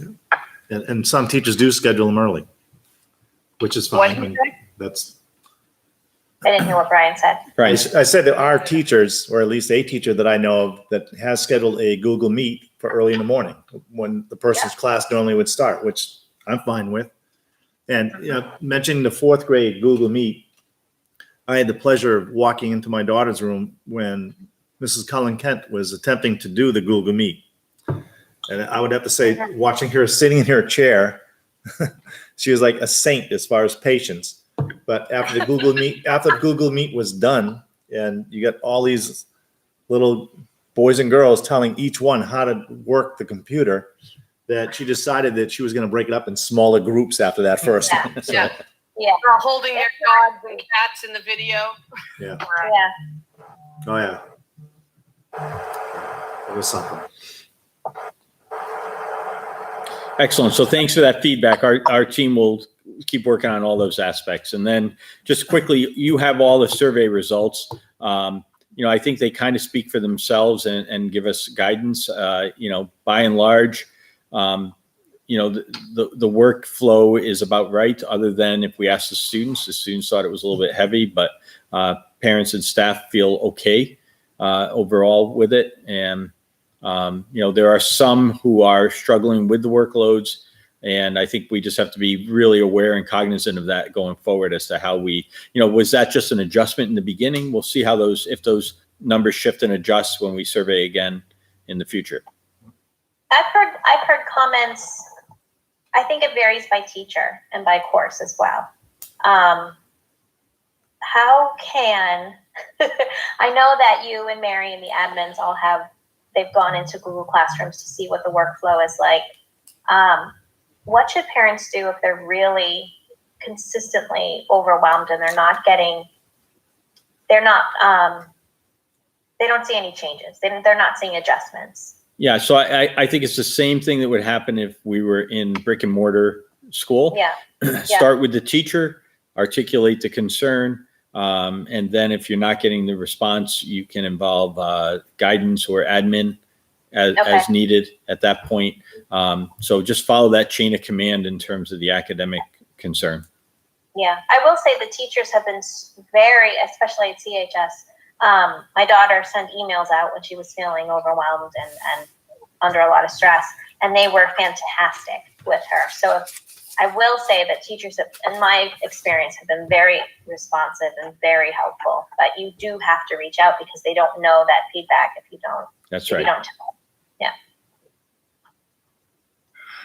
One other thing, Mike, I think that in one of the classes that my boys have, and I also saw it as comments on the survey as well, some assignments are being due in the afternoon, like 1 or 2 o'clock. And just wondering if there can be some reconsideration on that, because a lot of parents don't get home until the evenings. And, really can't oversee anything until that time. So, that was a concern that was brought up. Wondering if you've discussed that. There's also concerns just about getting work graded and back. So I think it's sort of the same thing. When is it due, and how does it get returned back to the students? So we'll stay on that too. I'll bring that up with we have our admin meet in the morning, and I'll be reporting out all of these concerns. So we'll hear that. I think for parents and for students, the more we can adhere to the student's regular schedule, the easier it is on our end, and the easier it is for the kid. Like I know that I have this class in the morning, so my meets are going to be at that time. That's not our job. That's not our job. We're putting this all, I'm sorry, I'm getting all fired up. My kid learns best in the afternoon. He's stuck at home by himself doing all this work, and he shouldn't be expected to be there at 7:30 if he can get the work done later in the afternoon. Liz, he You goes want to work Liz. For your 5-4 kid, for your ADHD kid. Liz, he does go to school without you during the morning when he goes to school. So it's the same type of thing if that's how they go. Right? You're getting support from our paras and our special educators and our guidance counselors and our So teachers. you want every teacher who teaches an 8-period block to be there at 7:35. Then that's what I want, because that's the way it should be if that's the way the school is run. That's my feedback to that. Because I'm under a lot of stress, and parents are under a lot of stress, and we have no right to dictate how these parents let their kids learn. Hmm. And I'm getting a lot of feedback saying finally somebody's not candy coating stuff. It's not fair. Not that my kid isn't doing it. We can't, I don't know. I'm just very passionate about this. I'm sorry if I raise my voice. That's okay. I think you have valid points, and I didn't necessarily think that. What works for our kids isn't necessarily going to work for your kids and for other kids. So I think that's important to have this conversation. What's been said a lot in the state commissioner updates every couple of days is the importance of flexibility with these kids. And he spoke specifically about one student that had taken on, it was probably a junior or senior that worked at Market Basket, and going through all this, they upped his hours, and he does all his work at night. So the need for flexibility, and I know my 8th grader, kid's tired, and this is taking a toll on everybody. Yeah. So I think my personal opinion is trying to get everybody into a set schedule during this is just, it's probably asking too much of all families. Okay. Personally. Yeah. I have like a mix. I have one kid who every day he's got his schedule on the wall that he's made. He's up and doing it by 8 and done by 1. And then I got another one that just every day he seems like he wants to sleep a little bit later, and and he'll just do the stuff later. But I hear concerns, and the parents and kids are talking about the fact that they want to go to these Google Meets, but they're overlapping because the teachers aren't putting them. They're putting them later, and they're not at their normal times, and so there's kind of a scheduling conflict there. So I see the challenge on the other side. Yeah. I'm sorry. No, don't apologize. I have a child who learns very differently. He does his best work at 11 o'clock in the morning. Yeah. We've never been early risers, ever. Well, when our team has discussed it, we've taken the stance of the flexibility piece that, so some students are going to treat this like there's a bell schedule, and others are going to be, I need to access it when I can access it. And so we're trying to find that sweet spot. I think that's why you saw less structure initially at the high school, but I think it's become more obvious that we need to provide more structure and then allow people to access the structure in an alternate manner when they can. So it's finding the right spot with it. But we'll get there. There's no doubt that it will take some time to get into a rhythm.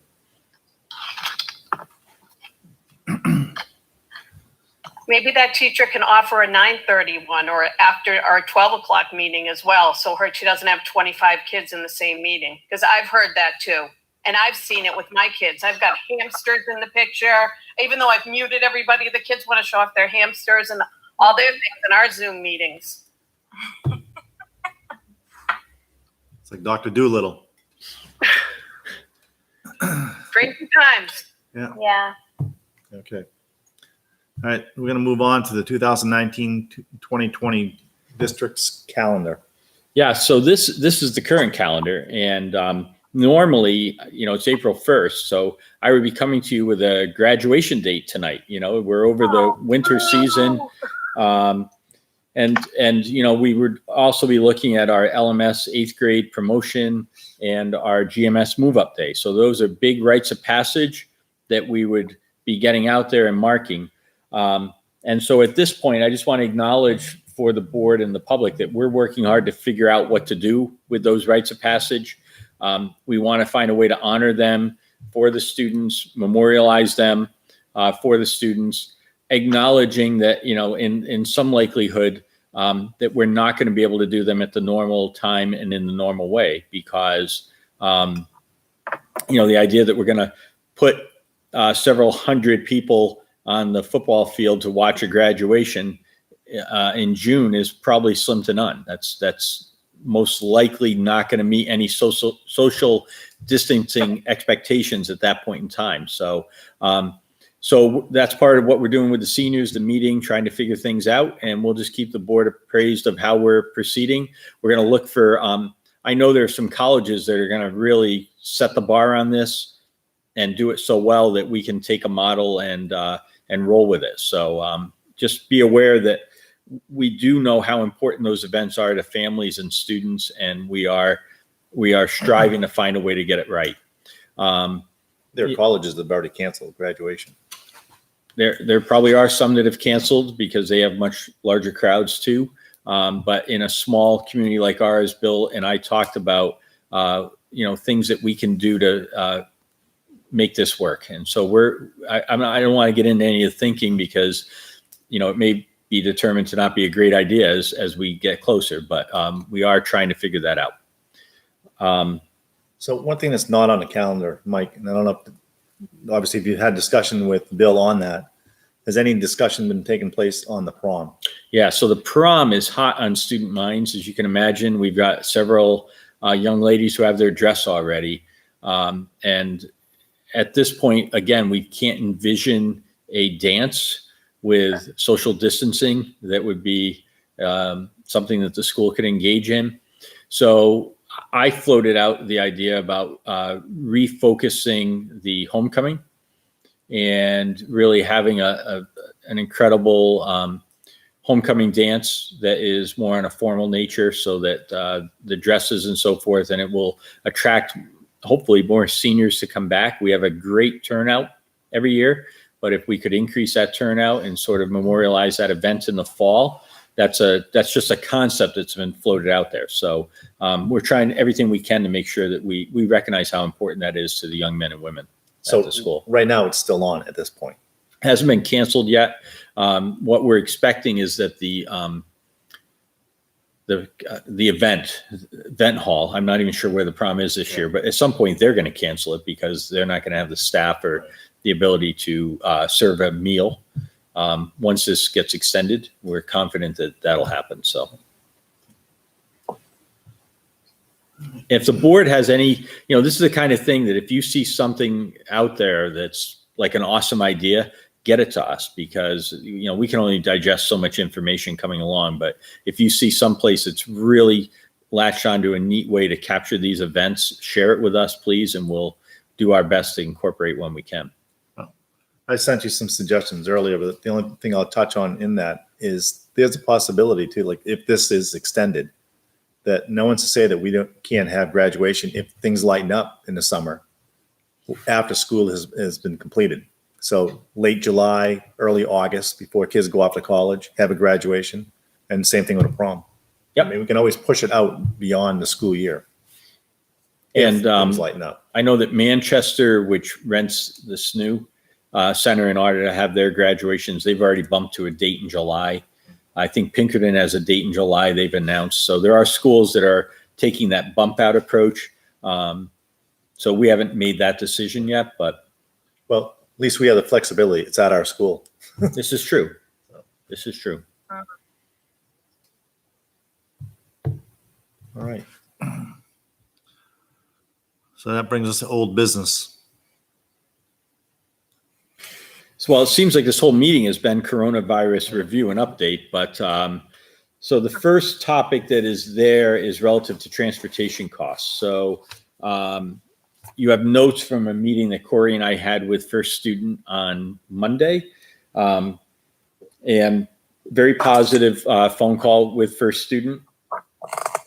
I think part of the reason why it was so positive is that we have a pretty clear contract with them. And I want to give credit to a previous BA and superintendent. Michelle thinks that when Steve Martin was the business administrator and Elaine Cutler was the superintendent, they were negotiating the contract with First Student at the time during the H1N1 epidemic.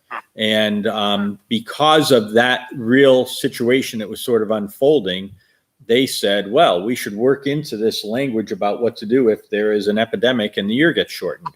So our contract has an article that says the district reserves the right to cancel scheduled school days because of weather, epidemics, or other emergencies, and to change the school calendar as necessary during the school year. If the district operates for less than 180 days for any reason, the district shall receive a reduction in the contract price at the contracted unit price or prices. And then further on in another article, it states that when that happens, there's a 45% reduction, meaning that we would pay 55% of the daily rate for the buses. So what we're hearing from other districts is that they're being offered rebates from the bus company of 5 to 10%, in some cases 20%, but our contract is at the 45%. So as it stands, we are in really good shape relative to what that means. And so I'm asking, I don't know that we even need to vote on it because, oh, Jason, this is not good. My battery is running low. Do you have this charger? We can't have the device, or we have to hurry up and end. All right, so we'll get plugged in here. I left my charger at home where my home office is now. So at any rate, I'm not sure that we need to take action on it because the contract language is the contract language. I guess it would just be if the board felt that the contract language was not enough or too restrictive. You could give Corey and I marching orders to see what we could do with it, but I'm not sure there would be a lot that we could do. So we're basically not paying for gas, not paying for oil changes, and not paying for that. And actually, so that will be Liz, that Liz, 45% is what I'm thinking. If I can just ask everybody to pause for a second. Okay. We might have lost our feed, and so I'm not sure what's going out on the internet. So bear with it a minute while it comes back up. I'm gonna turn my light down. Okay, so our feed is. Nope.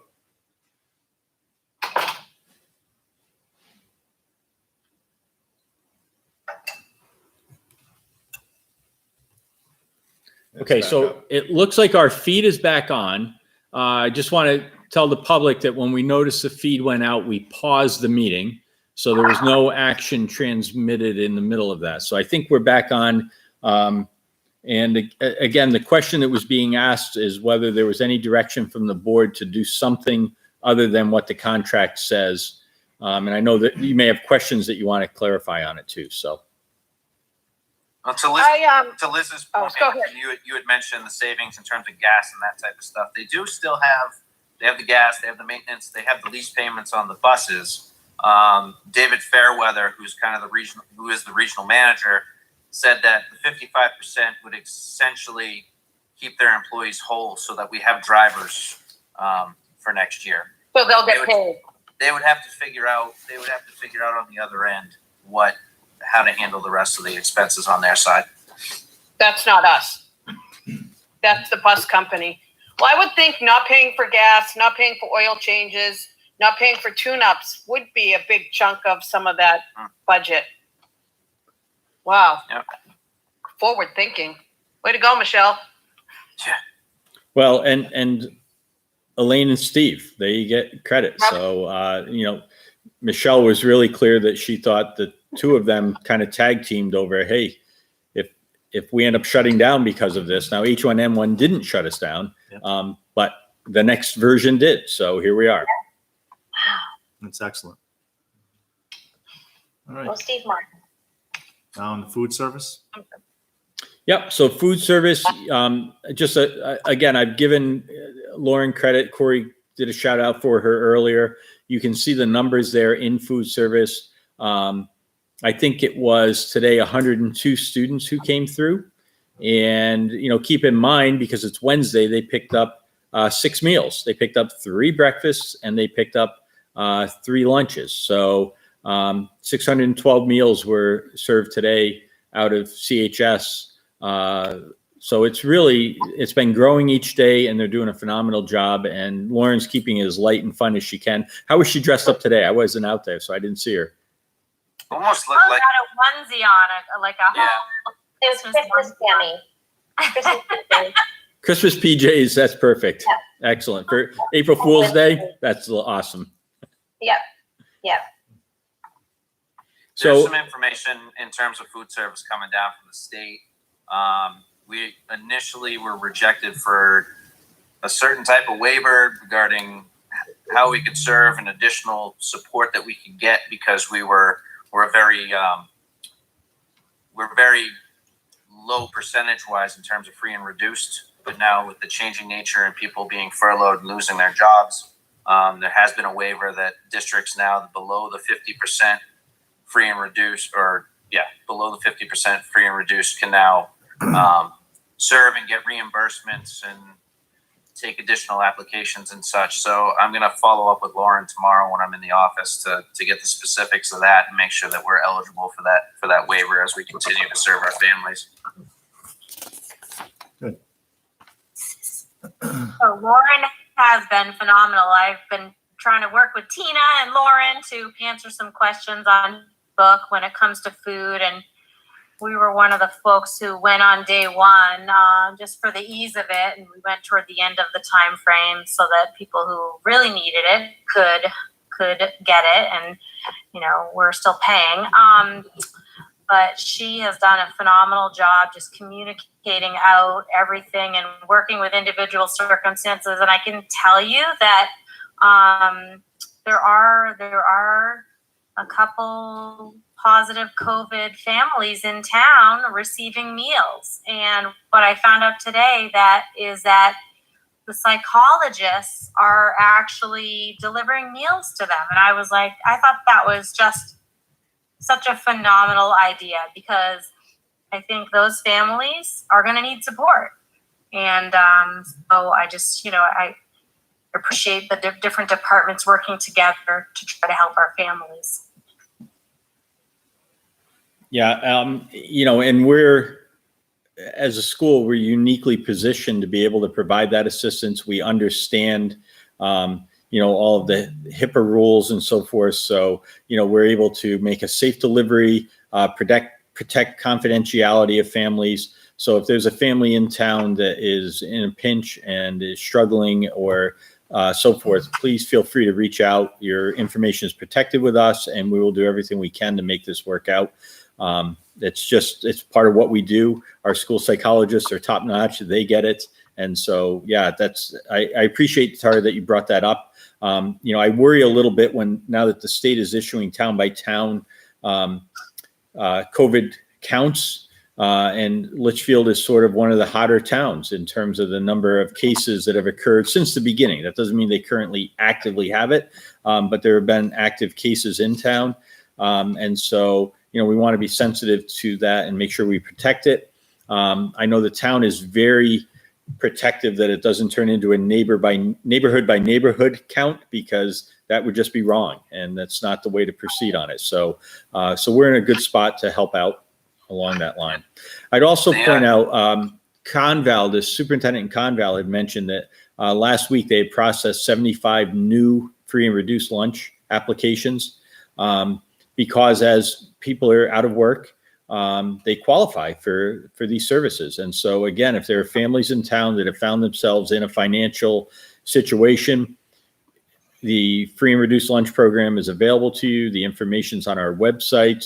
You can contact us. We'll get you information because, again, we want to make sure that food insecurity doesn't become a burden for anybody in the middle of this crisis. So, I do want to mention too, the town emergency management committee has also been having 3 calls a week, and the fire chief did update today, and he did mention that on the map, those numbers that they show town by town, those are cumulative numbers. Those are Current. those are positive tests, not current. So, you know, it says 5 to 10, but it's not.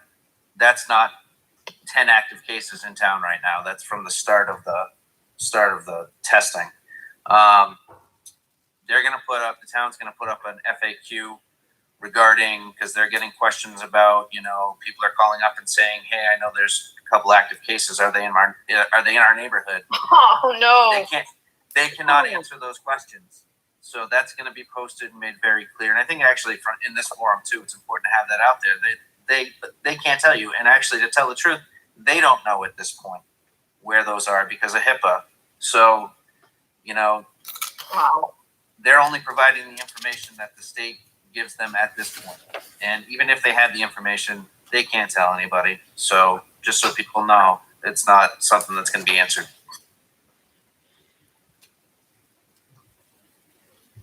The next item that's on there is regarding CHS staff hours. So I just wanted the board to see that the staff have put out a Google Doc listing the hours directly on it. That's available to parents, and I know many of you have students at the high school, but I thought that was a helpful document for cross-referencing. So if somebody's trying to get a hold of a teacher at the high school, that list is very clear as to who's available and when. So please feel free to read. Bill sent that out with the newsletter, which I thought was awesome. Yep, I did too. That's where I think I saw it, and Well, maybe it was you. No. Bill sent it, and I thought I need to share this because this was really helpful info. And then the last thing is, and this will be probably not a quick discussion, but the April vacation discussion. So, you know, competing theories.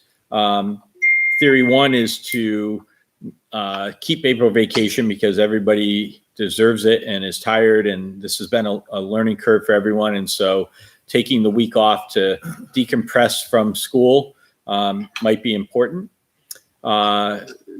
Theory two is that no, we're in the swing of this now. Disney's closed. We can't go anywhere. Now they're closing all the hiking trails. And so we may as well just hunker down and work right through April vacation if that means that we get out 5 days earlier on the other end.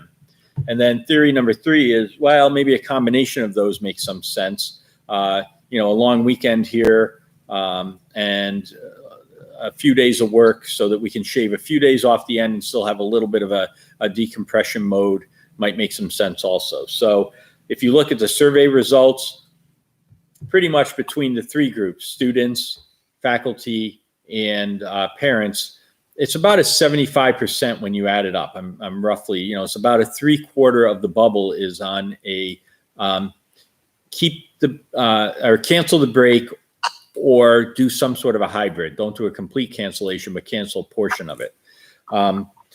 As near as I can tell, there's nothing in the collective bargaining agreement about breaks. The calendar is set by the board. And so I think it is a board decision as to how to proceed on April vacation.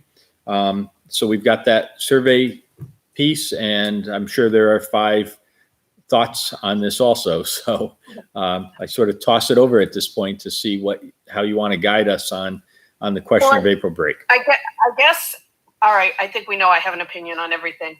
So are they going to count like how we started almost a week earlier than all the other districts? I want to know how they're counting the days. Is everything going to be forgiven? Like I know some districts aren't even meeting on Wednesdays. Are they going to go until July? I don't know. Like it's so up in the air. It's crazy. So Corey's been sort of the one who's been on all the commissioner calls. And so I'm going to let him explain exactly where this is landing. It's muddy though, I think, but let's see what he says. Okay. They're leaving April vacations as local control. There's no specific guidance as to what the state would recommend. So they're leaving it to local school board control.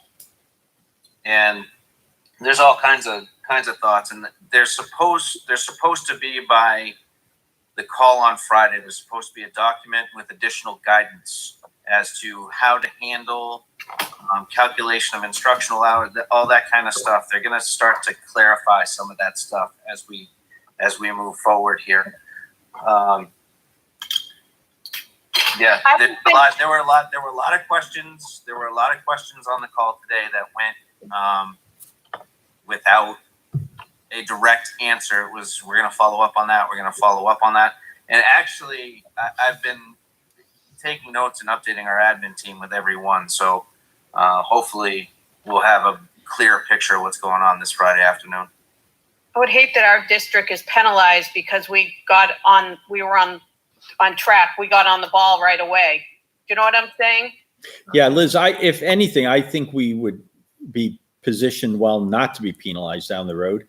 We did the quick on ramp, although we did baby steps in that first week with, mini lessons sort of. But I feel there's tremendous integrity to the steps that we've taken as instructional days that count toward 180 and instructional hours that count toward meeting the requirements. So I feel like we're in pretty good shape on it.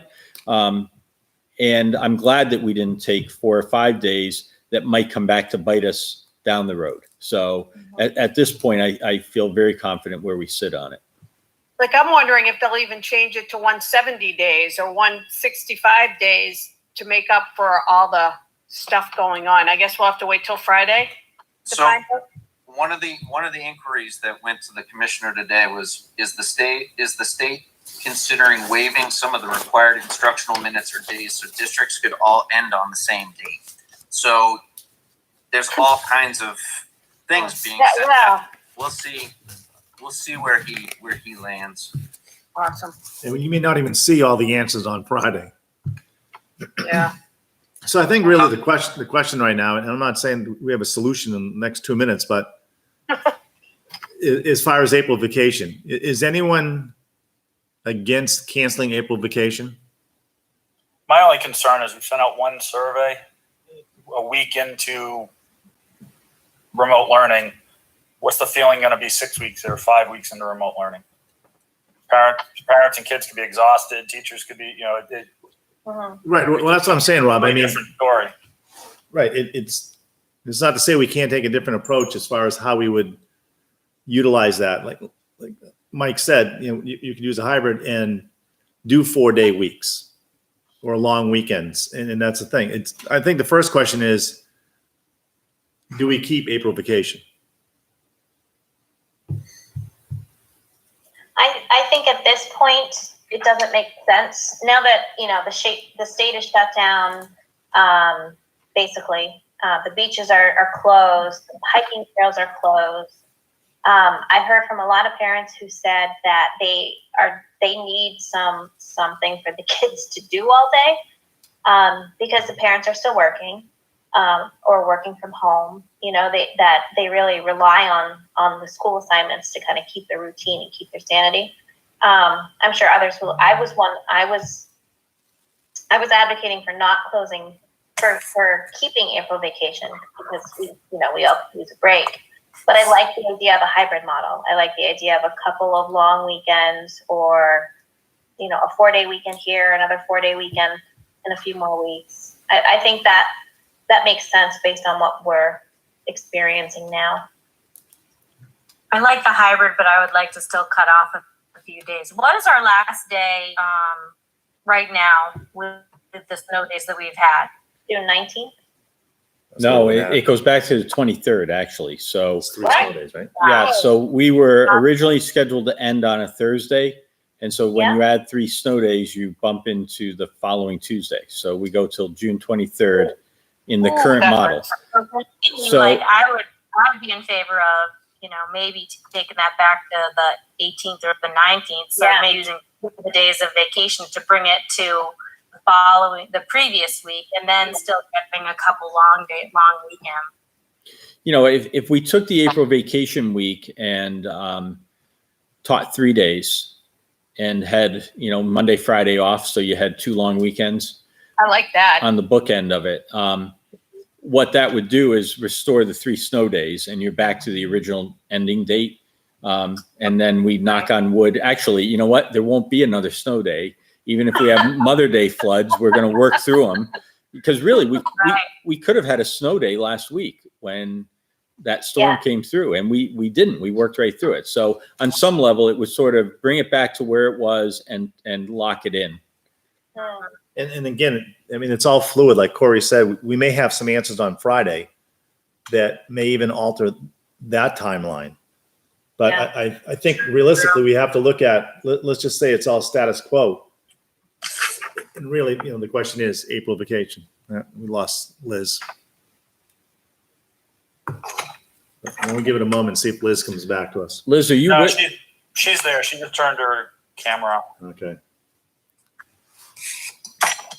Camera and sound. Her name wouldn't be there. She's listening.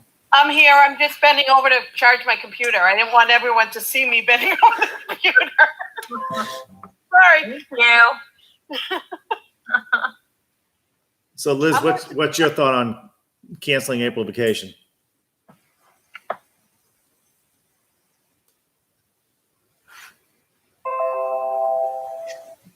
I like the hybrid account thing, Bob. So would you be in favor of canceling April vacation? Yes. And Rob? I guess the hybrid, I'm just worried what's going to happen. I think this is a honeymoon period, and it's going to be a shock to everybody 4 or 5 weeks from now. Yeah. I really do. I don't think the survey is going to be as kind in a few weeks. Did we ask the teachers? I can't remember. Yes. We did. Yeah. And the teachers, again, if you take the ones who want to work it through, remember, teachers uniquely understand how difficult 90 degrees in June is to teach. So they're anticipating, like, gosh, if I can not do that and just work through, a cool April rainy day, they're going to make that choice, I think. So and 3/4 said yes. Teacher, not as a school board member, as a teacher, I'd be more willing if I knew we were out. If I knew we were going back to school on the 12th or the whatever day in May, I'd be more willing to say, yeah, get rid of April vacation, get us as a teacher, if I knew we were going to be remote learning from now until the end of the year, I'd say definitely keep April vacation. Yeah. Yeah. Because that's going to be the tough thing. I think if we're out for a longer period than we think right now, it's going to be very tough to keep it sustained the way we're going. Or sustain it the way we're going. We could we say we're going to work through April vacation because this is still somewhat new, right? That's 3 weeks away. And then if I'm guessing that come May 4th, we're going to know if we're working to the end of the year or not. That's a good point. Right. So then maybe we say, okay, if we are going to work through the end of the year, we have another short week or take a week then to break up the end of the year. And hopefully by then we'll know how many instructional hours or days we have to have, and maybe we're actually going to be ahead. We can't do it by hours. We're too late in the year as far as to accommodate an hour schedule. As it stands right now, LMS is 1 day short right now, just as far as hours. They only have built in 2 days worth of hours. So for snow days. Brian, I can't believe they're not gonna. I mean, virtually every district in the state but us took the 5 days. I can't believe they're gonna make those up. No, and again, until Concord gives us more direction, it's really hard for us to say. But my feeling is that there's really no need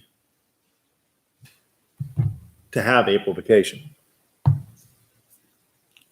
Not this time. But are you advocating for canceling it outright or doing a hybrid? No, I like the hybrid. And I like that. I mean, it was suggested as far as Good Friday would be one day, and then you have Easter Monday you could like roll into. So you'd have 2 weeks right there that you'd have just 4 days of instruction. It's not like you're going to visit your family on Easter. Everybody's staying in their own little pod. Well, that's just it. And it's almost like a double-edged sword because I mean, Yeah. some of you are saying that, that the schoolwork that's given and how difficult it is and how time-consuming and how stressful it is. And then at the same time, we're hearing right now talking about April vacation that, well, if we don't have school, what are the kids going to do? And that's exactly, there is nothing they can do right now. Yeah, what can you do with? Yeah, that's true. So at this point, I mean, we have the majority that think that. Do you want to try to find a solution right now, or do we want ideas just put out Well, there? so the next time the board meets is April 15th, which is that's the Wednesday before the break. So Right. I think we need a vote tonight to maybe, Can we vote to like, if we cancel or keep it, and then maybe like next week we just meet for this subject? if you authorize us to find a way to recoup the 3 snow days out of April break, that gives us the flexibility to design what it looks like going forward. But the goal is to capture 3 days back. Right. And then let our team figure out the best way to do that. I think that would be helpful if that's where the will of the board is. I think that makes sense. So I think a motion and a vote to recapture 3 days out of April break, to direct the administration to capture 3 days out of April break will let us run with it and get it done. Is there a motion? I'll make a motion to give the administrative team the authority to recapture 3 days out of the April vacation. I'll second. Any further discussion? I just want to clarify. So are you saying take 3 days out, but then keep 2 work days? Oh, keep 2 work days in the vacation? It'd be the opposite, to capture 3 school days out of the break, to offset the snow days and keep two days off, but not necessarily that week. Correct. I think to give us the flexibility, like when is the best long weekend approach to provide some break? Because I think Mr. Meyer's point is that there's going to be a need for some relief down the road that we don't even anticipate yet. So that's why I'm looking for the flexibility. I love those private schools where the headmaster declares a day off. Like, there's no school today. Go do something fun. Maybe we can have one of those. But, right now, waiting for the commissioner to make a decision and to get clear guidance and find the sweet spot, this gives us that flexibility to make it happen. Right. Any other discussion? Rob made the motion and Tina second. All those in favor signify by saying aye. Aye. Opposed? Abstain. So Rob, Aye. Tina, Aye. Liz, Aye. Tara, Aye. and Brian's an aye. 5-0-0. Thank you. Hey, Mike. Grades close next week for 3rd quarter. Has there been any discussion, as I'm sure there has, about grading for the rest of the year? And So- what that looks like. So the conversation we had was just, a lot of districts have gone to a pass-fail grading model. We dipped our toe into talking about it, but there are so many questions that actually Mary was going to try to find out from some of the districts that have done that. How are they going to calculate GPAs? How are they going to report this to colleges? We They were think going to freeze the GPAs. That's what I heard in one town. Just freeze the GPAs. Like, it never happened this year. I think, this is going to be the semester that's going to have a big asterisk on it, just across the board. College transcripts, And it's everywhere though. everywhere. This is just going to be, maybe that's why the meme kind of, maybe we do have to all do this over again. I'm kidding. But I think we have to figure out that grading piece going forward. Okay. The state's waiting on guidance from the NCAA in terms of college athletics because, to a degree, because colleges look at a pass-fail grade as a passing grade as the lowest possible passing grade. Okay. So there's an eligibility issue in terms of athletics within the NCAA. So you have a lot of seniors going in, they passed everything, but now they're not eligible because it's looked at as a D. Right. That's your lowest. Would it be possible to do we have to keep the same thing district-wide? Would it be possible to do, say, pass-fail at the elementary level, where the kids are more reliant on support at home? They're not doing as much of the work independently, as opposed to Even specials, Tina. what's that? Even specials. Yeah. Yeah. So I like that idea. Well, there's no reason Tina shouldn't go through middle school because there's no transcript through middle school. You don't Yeah. have to consider it. I think you raise a good point, and as a high school person, I tend to think about that impact and the ripple effect. But I think our team in the morning, I'm going to put this on there. We have to figure out this grading piece, and it can we can have a different response at each level. Okay. Good. I just think it's real tough right now at any level to really get a valid assessment done. And you can't, I know we can say it, but you can't think a single college is going to hold it against any student if it's passed, whatever it ends up being. It's not going to. Right. Okay. So just a reminder, as far as the manifest, they are available for signature at the high school. So the receptionist will have the manifest there. So Didn't Corey say that we can give Mike the authority to sign them wasn't something said like that? Some districts do that over the summer when they have limited meetings or no meetings at all. They delegate the signing of the manifest and signing of contracts to the superintendent. I mean, is that fair to do, or we don't want people going in, 3 or 4 of us going in and out of the building at different times, Mike? I think it's your call. At this point, it would involve coming into the main office. It would be on the front counter. I think that's an important task of the board to view that manifest and to ask the questions. That's really part of your fiduciary responsibility. If you want to delegate that, that's fine. But I think it's one of those exceptions where a board member buzzed into the office, you follow what I put out to the staff today. Wash your hands before you come, Purell when you get in, view the thing, ask questions or write questions down to ask us, and then put your signature on it. And we have to have 3 of you do that. So, if you're willing to do that, we can accommodate. I think it's just that important. Okay. I can come in. I can come in. And Corey, you have to sign it also, correct? That's correct. Yes. Yep. And so Ann, when she prepares that now, it'll be available prior to the board meeting. So I think Ann had it on ready to go yesterday. So you could anticipate the Tuesday before the next board meeting that document would be available. This one still needs signing then? It does. Has anybody signed it yet? No. Okay. So I'll swing by tomorrow. thank you. too. But not when Rob's there. No, I can swing by also. thank you. I could go on Friday if we need to. All right. Are we open to second that public input? Yes. So we, All right. So we're back to public input. Tina, are there any other correspondence?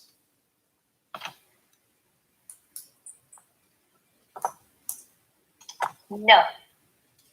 All right. Very good. That will bring us to non-public session RSA 91-A:311. I'll go ahead and read it, and I don't know what Rob is. The dismissal, promotion, or compensation of any public employee, or the disciplining of such employee, or the investigation of any charges against him, unless the employee affected, 1, has a right to a meeting, and 2, request that the meeting be open, in which case a request shall be granted. B, the hiring of any person as a public employee, matters which if discussed in public would likely affect adversely the reputation of any person other than a member of the body of the agency itself, unless such person requests an open meeting. Yes. Yes. Yes. Yes. We are now in non-public, but we're still public right now because And if I may, just because we are still public, so I think it's important if we look at Article 9, returning to public session. So we've added a clause in there that due to the emergency rules that are in place, the board will not conduct additional meeting items following the non-public session. Once the vote to come out of non-public session is approved, the board will immediately adjourn the meeting. So at this point, we'll sign out and end the public portion of the meeting. And the only public thing will be an adjournment after we come out. Okay. so right now we're still on cable and Facebook. So we're waiting for Litchfield TV to come back in and shut us down. So we're ending we've just terminated the call. Jason, just so we know, how many people did we have on the call? There was 8 different members that called in at different times. I do apologize that the audio from the computer was pretty terrible. You guys were okay, and the vote sounded pretty good, but we'll have to figure something out. Yep. Is this of any help to us, or is that of no help? Not for this, but I'll see if we can see other options that we have to make it a little bit better for people that like to call in. Well, thank you for staying and coaching us through all of this. A lot of input from people watching Google Live. There are a lot of people watching it streaming or whatever we call it. A lot. I think if I pull this, doesn't that end them? Probably. No, I think it just. The audio might still be on. Yeah. Went blank. Kill that. Okay. Yeah. And I think they're getting it from that. So They're getting the feed, but not the audio. The audio. Got you. All right. I'm going to hit the restroom while we disconnect here. Are you okay if I ask Andrew to share to be part of that meeting? Scott? Yes. Yeah. Okay. Absolutely. It's on the adding agenda. So Perfect. Thank you. you hit the restroom? No, I was going to just say something.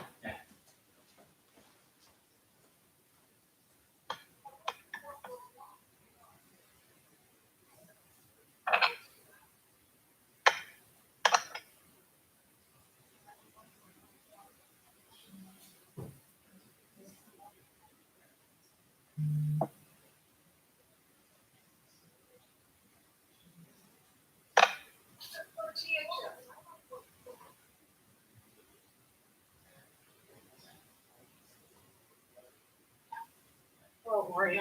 Oh. Get a picture, little baby.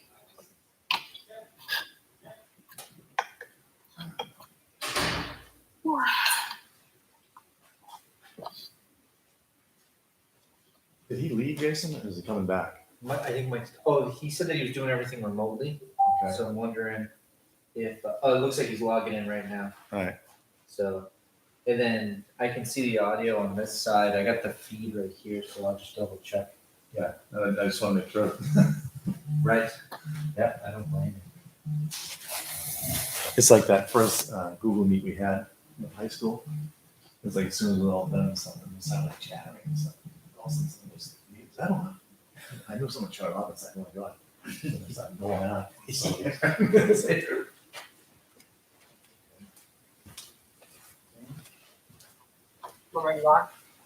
Yeah, it doesn't matter. I think he just turned it on. Not a ton, just a small plate, hon. Oh, not yet. No, because the mics are still on. I think the mics go off when it's done. The mic's still on. People can still hear you. Correct. But yeah, they